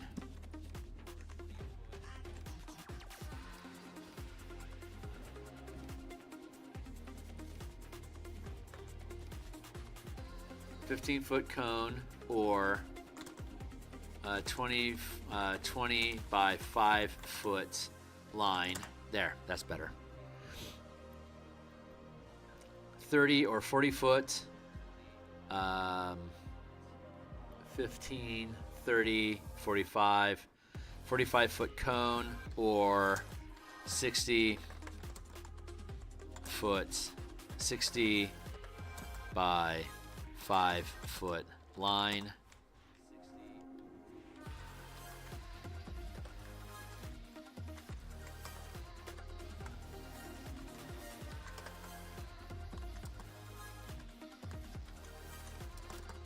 There.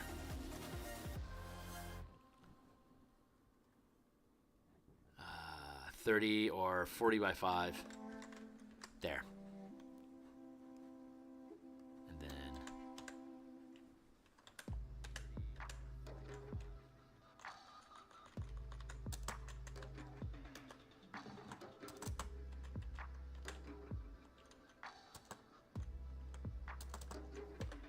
like that.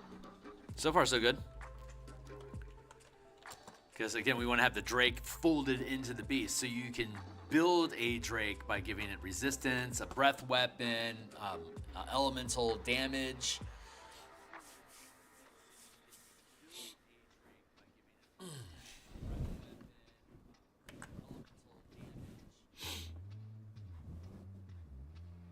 So that takes care of the dragons. Let's go to page 9 while we explore page 8 here. This is page 8, right? Yeah. What we got going on? We already have the web working. Breath weapons.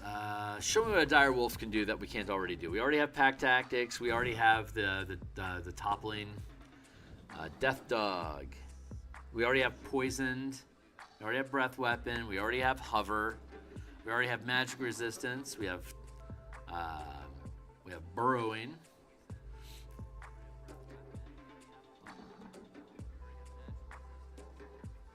What you got, Dryad?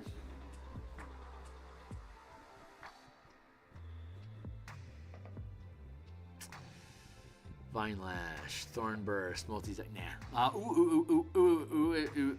I do like the idea. Oh, we'll probably see it in here. I like the idea of like durable death. Like if it goes to 0, it can succeed unless you crit. I like that idea for like undead. What does the Hippogriff got going on? Flyby, we already have that. Harpy, anything interesting the Harpy here can do? Luring Song, I don't think I want to integrate that, but a Harpy is first rank, so... Harpy single, a magical melody that lasts until the humanoid giant 300-foot emanation, originating from a charmed condition while charmed... Yeah, no, that's like a monster-specific sort of thing that's like against the players. I don't want to use that. Imp, like invisibility, I don't want to use that.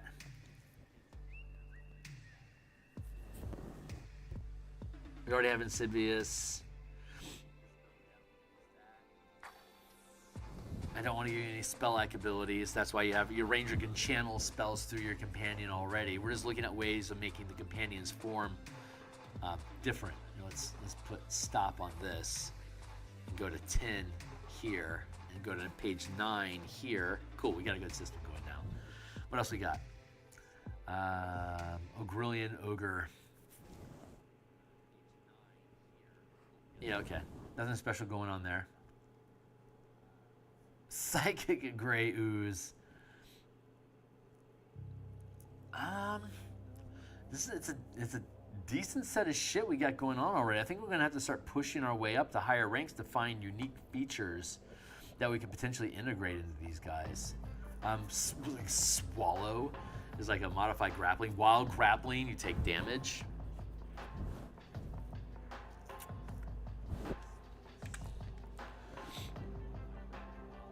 But it has to be a large enough, it's super conditional. It has to be a large enough creature to be able to do that. But you could introduce something like that.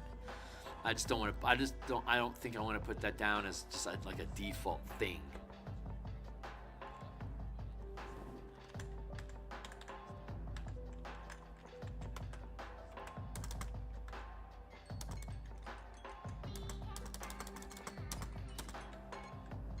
Thank you, Timely Timer. Bloop. So we got 12:45. Almost out of time here. 3, 1.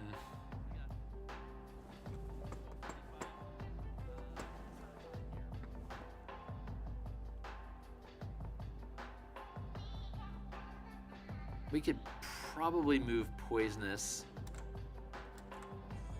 to second rank. 2, 3. 1, 2, 3. Breath weapon stays here for sure. We can do Sense Mod. We can do Sensing Mod. We can do that cantrip. We can do that at 5th level. That's fair. So we got 1, 2, 3, 4. 1, 2 here. We've got 1, 2, 3, 4, 5, 6, 7, 8, 9, 10, 11, 12 things here. We've got 4 things in second. We've got 2 things in third. 1 thing in fifth. I need more things in third than fourth. I need more things in second than third, and I definitely need more first. So it has to be a cascade like that. So we got 1. I want 2 things here. I want 4 things here. I want up to 6 things here.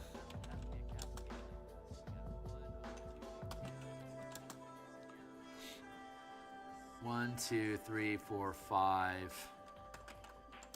I definitely want 6 things here. Maybe we can have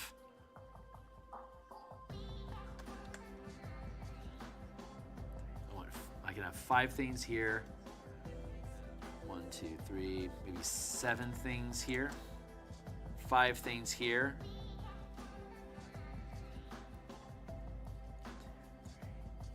5, probably 6. 1, 2, 3, 4, 5, 6, 7. I don't know if I can actually fill all this list out, but this is why I wouldn't mind having 2 things at 5th rank, 4 things at 4, 6 things at 3rd, 8 things at 2nd, and then probably like 10 things at 1st. 1, 2, 3, 4, 5, 6, 7, 8, 9, 10, 11, 12. So you got 12 things there.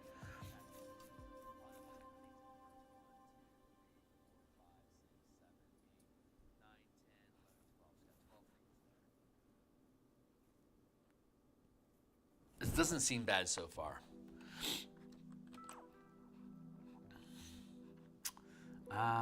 So let's just keep looking for stuff. We might run out of things, and then we'll have to reconsider our options. But so far, so good. So what, you know?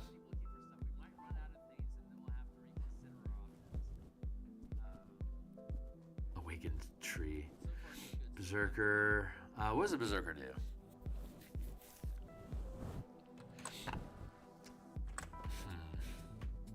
Nope. Black, bronze, bullet. Leap. Jumps up to 30 feet by spending 10 feet of movement. Sure, why not? Leap. 10 feet of movement. Let's see.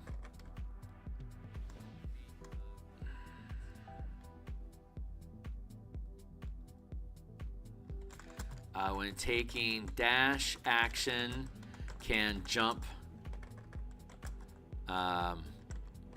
distance equals move speed.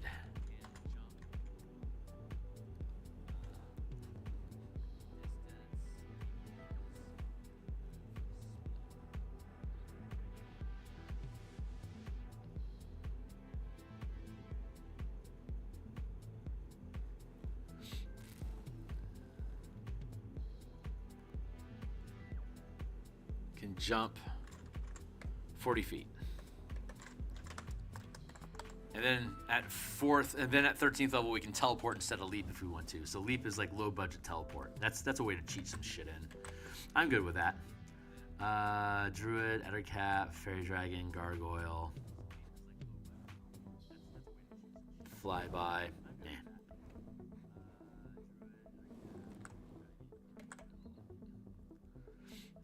Let's see. Sure, let's look at Gelatinous Cube. Transparent, nah. Engulf, no. Let's just skip that sort of stuff. I feel like I'm running out of cool shit to do. Gibbering Mouther, maybe that'll have some sort of secret for us. Gibbering, nah, it's too supernatural. We already have the Breath Weapon, which could be expressed in any number of ways. So that has that handled. I might have to curve down the amount of cool stuff that we can do. So we're in 2nd ranked stuff now. So let's see what kind of cool shit we can get going on here. Incite Rampage. No targets another creature it can see within 60 feet of itself that has a rampage. That also has a rampage ability to take a reaction to make 1 melee attack. That's a power that we already have access to. Rampage, immediately after dealing damage to a creature that is already bloodied, I move up to its half speed.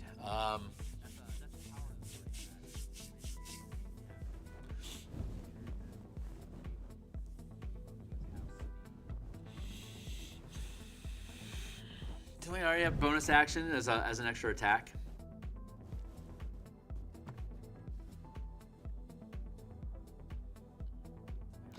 No, that's right. The actions that it take is a companion, so we're giving up our action economy to have it take action. So I don't want to do something like use a bonus action to make an extra attack, because we can already use our bonus action to make an extra attack. Having said that, though, Rampage. How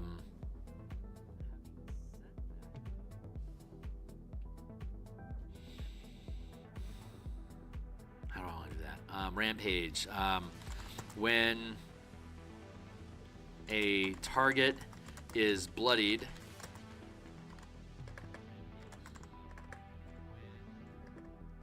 when a target within reach of the companion is bloodied, the companion can use a reaction to make a melee attack against the bloodied target.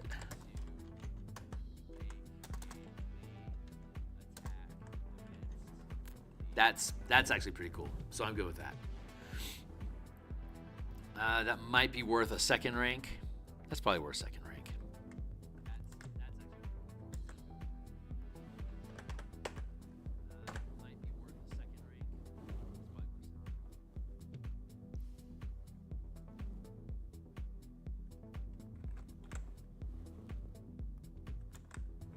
There. 1, 2, 3, 4, 5, 6, 7, 8. 1, 2, 3, 4, 5, 6. Only need one more thing for 4th rank. Only need one more thing for 5th rank. We already have detonate.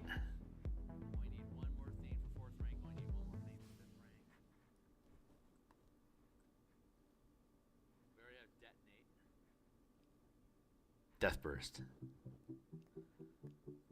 All right, let's keep moving. That was a cool find. I liked. This was a great find. Rampage was really cool. Grick, how's that go? Nope. That was a cool find. I like. This is a great Rampage. Griffin, Hunter Shark, Intellect Devourer. I doubt there's anything we can use here, but Steel Body.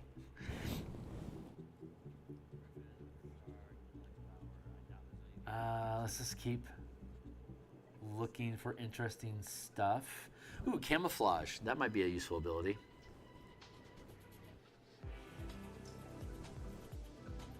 That would be like a 1st level ability, though. Here's to anything that touches it. The huge or small creature adhered to mimic has the grappled condition.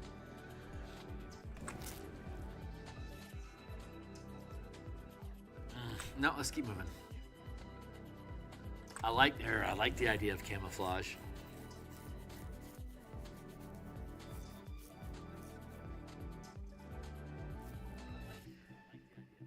Let's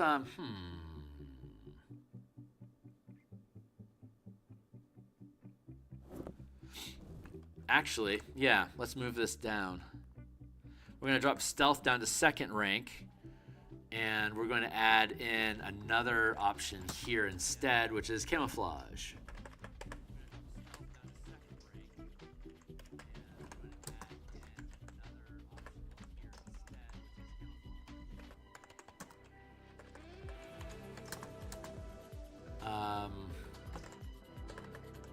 Have expertise in hide and stealth skill, and roll advantage when taking hide action. And then down here we have stealth, which is bonus action to hide. So we can have camouflage and stealth work together. I'm good with that. 1, 2, 3, 4, 5, 6, 7, 8.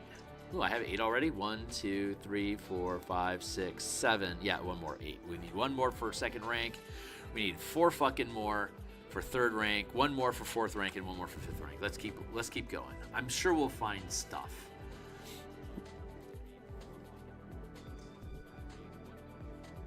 No, we won't split. That's a little weird.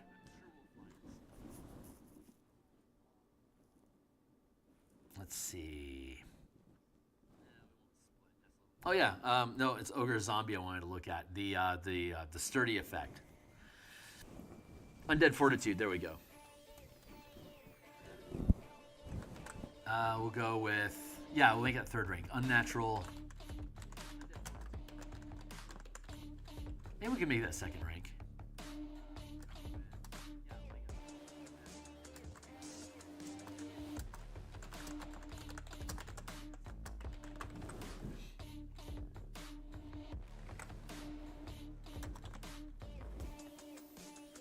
It makes a con save. DC equals 5 plus damage.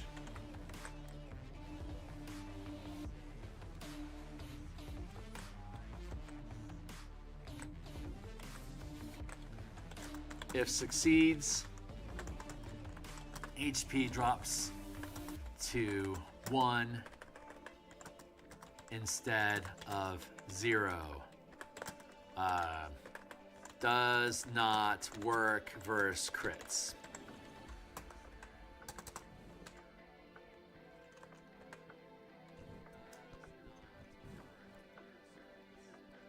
One, 2, 3, 4, 5.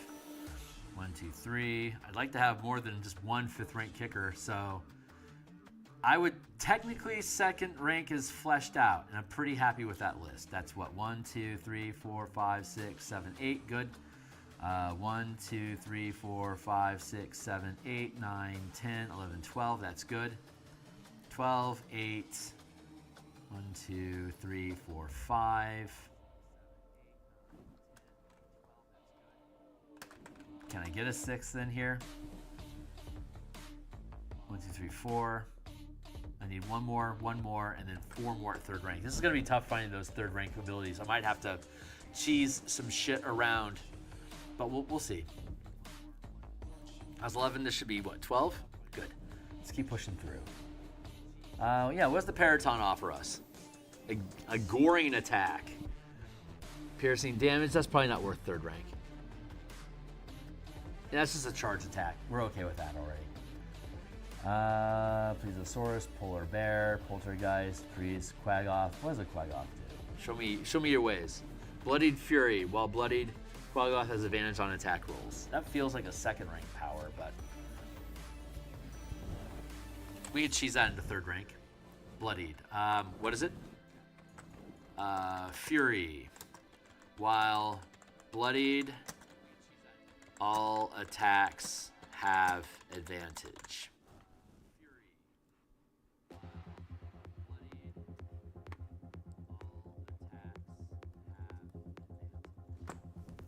Pack Tactics is while another ally is within 5 feet.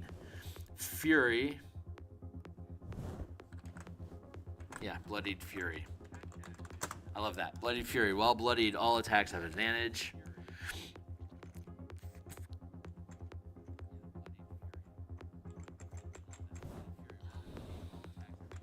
Speed is doubled, and all attacks have advantage. That makes it worth the 3rd rank instead of the 2nd rank. It doesn't cost more, it's just delayed access to it. So it has to be better than Pack Tactics sizably. Drawback is bloodied. I like it. I like that. What else we got? What does a Rhino do? Maybe there's something cool the Rhino does. Gore. Now we've seen that already. It's a charge attack. Saber-tooth Tiger. Anything interesting? Rend. No, we've seen that. This is in the regular attack. Nimble Escape. Take disengage and hide action. We already have that.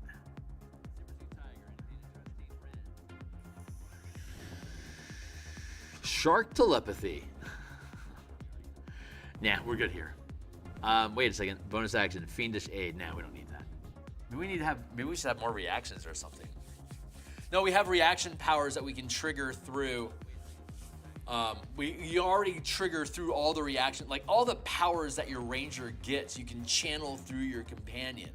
So like if my wolf hits you with an attack, I can channel a strike power and put 3 mana into it, so your wolf bite is now going to do an extra 3d8 damage plus whatever the kicker effect is, like lifesteal or blinding strike or like restraining strike or whatever. It can be channeled through our companion. So the type of things that we're looking for to add as kicker effects to creating our companion is generally changing its action economy, its traits, its abilities, stuff like that. To that point,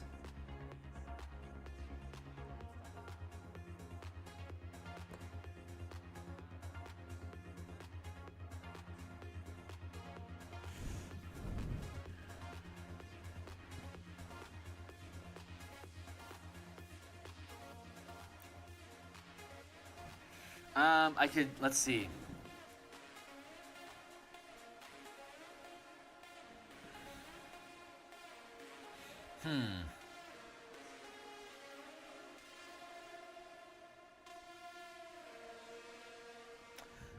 Maybe we get rid of the burrow speed and instead we build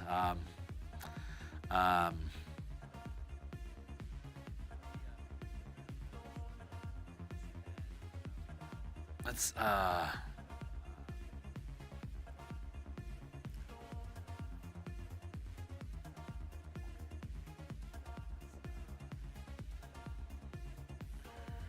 how about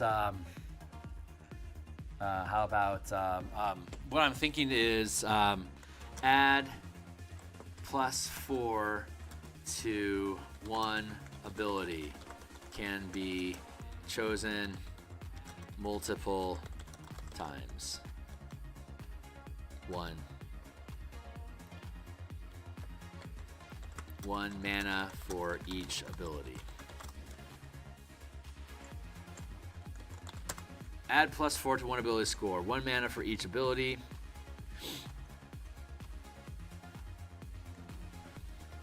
Maximum stat of 30. So if we're looking at our companion here, we have 14. So we can go from 14 to 18, 22, 26, 30. So I could take our strength up to 30. I could take our dexterity up to 30. I could take our wisdom up to 30. The Constitution could be taken to 31, but it caps at 30. Our Charisma of 11, so it's 11, then 15, 19, 23, 27, and then caps at 30. Intelligence 8, 12, 16, 20, 24, 28. So yeah, we can boost abilities. I like that. That being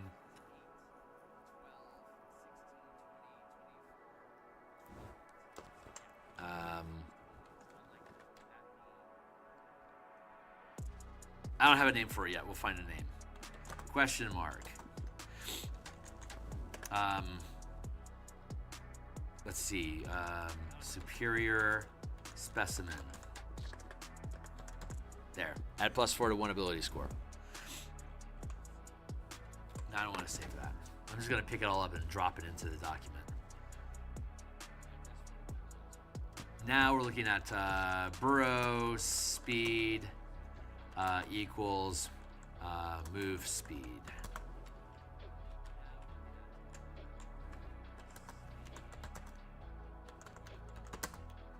There, get a burrow speed equals your move speed. That works.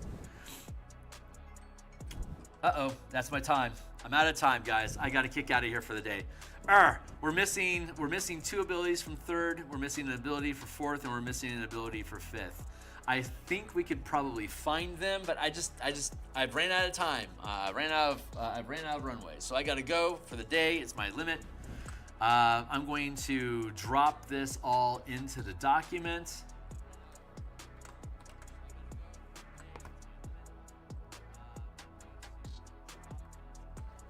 Let's go to the Ranger Companion. Beast Companion. You magically summon a primal beast using one of the stat blocks. Beast of land, sea, or beast of the sky. As detailed below. Companion can be small or any size. It can be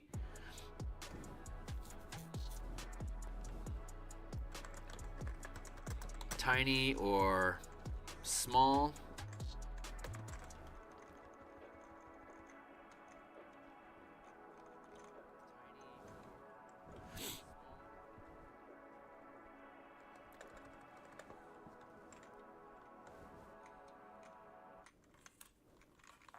You also determine the kind of animal it is, choosing a kind appropriate for the stat block. Whatever beast you choose, it bears primal marks indicating its supernatural origin. Bop.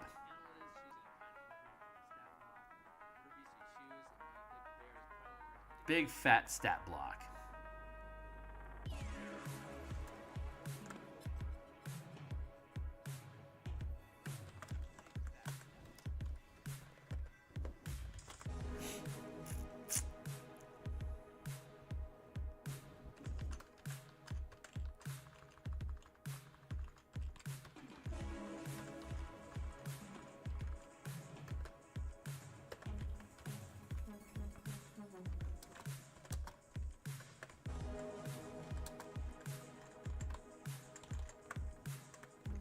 Senses, stats,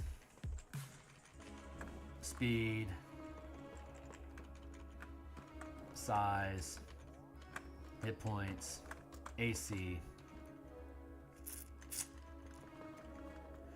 This table that we're building, by the way, can also be used for druidic wild shaping modifications. Like if you wanted to make a druid using the Warlock chassis. When you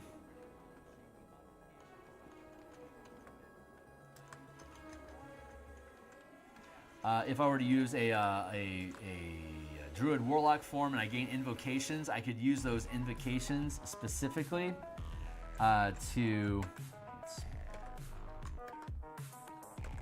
tap that like that. I could use the invocations to create additional to give my companion form. I can choose land, sea, and sky for my wild shape up to the size that we have listed there, and then from there we can then use our extra mana to expend to get the kicker form effects to create any kind of creature that we want. So these are all available not only for our beast companion, but they are also options that we can use again for our druid wild shape.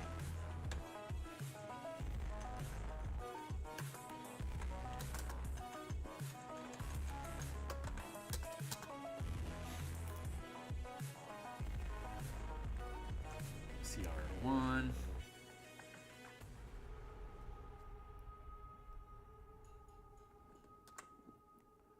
2, 3, 4. And my Discord channel is linked down below. I've got obviously a bunch of content on the DMsGuild already that you are welcome to look at. Hey, if you can think of anything that I haven't already added to the list that would be appropriate for 3rd, 4th, or 5th rank, be welcome to join my Discord channel and drop a comment in the Martial Powers playtest section. I'm going to see if I can find some extra abilities for 3rd, 4th, 5th rank. It'll take me probably a little while. I don't think I'm going to do it on screen. I think I'll just find them. But when I do, I'll share them with you guys. But this has been, I've been really happy with this. This turned out a lot better than I thought it would. So this was a lot smoother than originally expected. So I'm calling today a big success. I'm going to be out of here for the rest of the day. I'll be gone tomorrow on my day of rest. Monday morning, I'll be back doing Eberron artwork for the adventure we're publishing, Crystals on my Bar. And then Monday night, we'll do more Spelljammer stuff. Tuesday and Wednesday mornings, we'll be back doing Eberron art. I'm out of here on Thursday because of the Thanksgiving holiday. Friday, I'll be back bright-eyed and bushy-tailed Friday morning to do more artwork. And then, since I won't be here on Thursday to do Spelljammer in the evening, I will instead do that on Friday afternoon from 2 till 6 o'clock. or whatever time frame. And that on Thursday, that'll either be more Spelljammer stuff, or it could be martial powers, or it could be color mana. I don't know exactly what it is that we're going to do, but we'll do something. So that'll be Friday lunchtime, and then Saturday morning we'll be back again here doing more of the stuff with martial powers, probably converting the Faerun subclasses into the color mana system. Maybe that's what I'll do on Thursday. We'll do Faerun color mana. Yeah, I think that's what we'll do on instead of Thursday, we'll do that on Friday lunch. But that's it for now, guys. I'm going to bounce on out of here. Boy, I really appreciate everybody that's hung out with us today. It's been super fun working on this stuff with everybody. I would love to entertain you guys in the future. So like, subscribe, hit the bell icon, join my Discord channel, check out all my books that are linked down below here. If you want to see some of these design ideas that we're working with, we play test all this stuff on my Discord channel. I'm planning on firing up some Strixhaven, Mage Tower, combat mechanics, probably in later December into January. And then we're going to be doing the Spelljammer, Eberron, Bastion, Mecha Kaiju campaign. We'll be doing that probably in February until like October. So I'll be looking for 4 people that are confident that they can show up at the assigned time to have like a formal team for us to run through the campaign with as a proof of concept. It'll just be us on voice chat and Discord using my Roll20 server. There won't be any video. I don't plan on recording. I never recorded the playtest sessions, or I never plan on making them public if I do decide to record them for reference sake. But that's it for now, guys. So I'm going to kick out of here. I really appreciate you all. Thank you really so much for being here. And I'll see everybody on Monday morning or Monday night. So thanks a lot. Later, guys.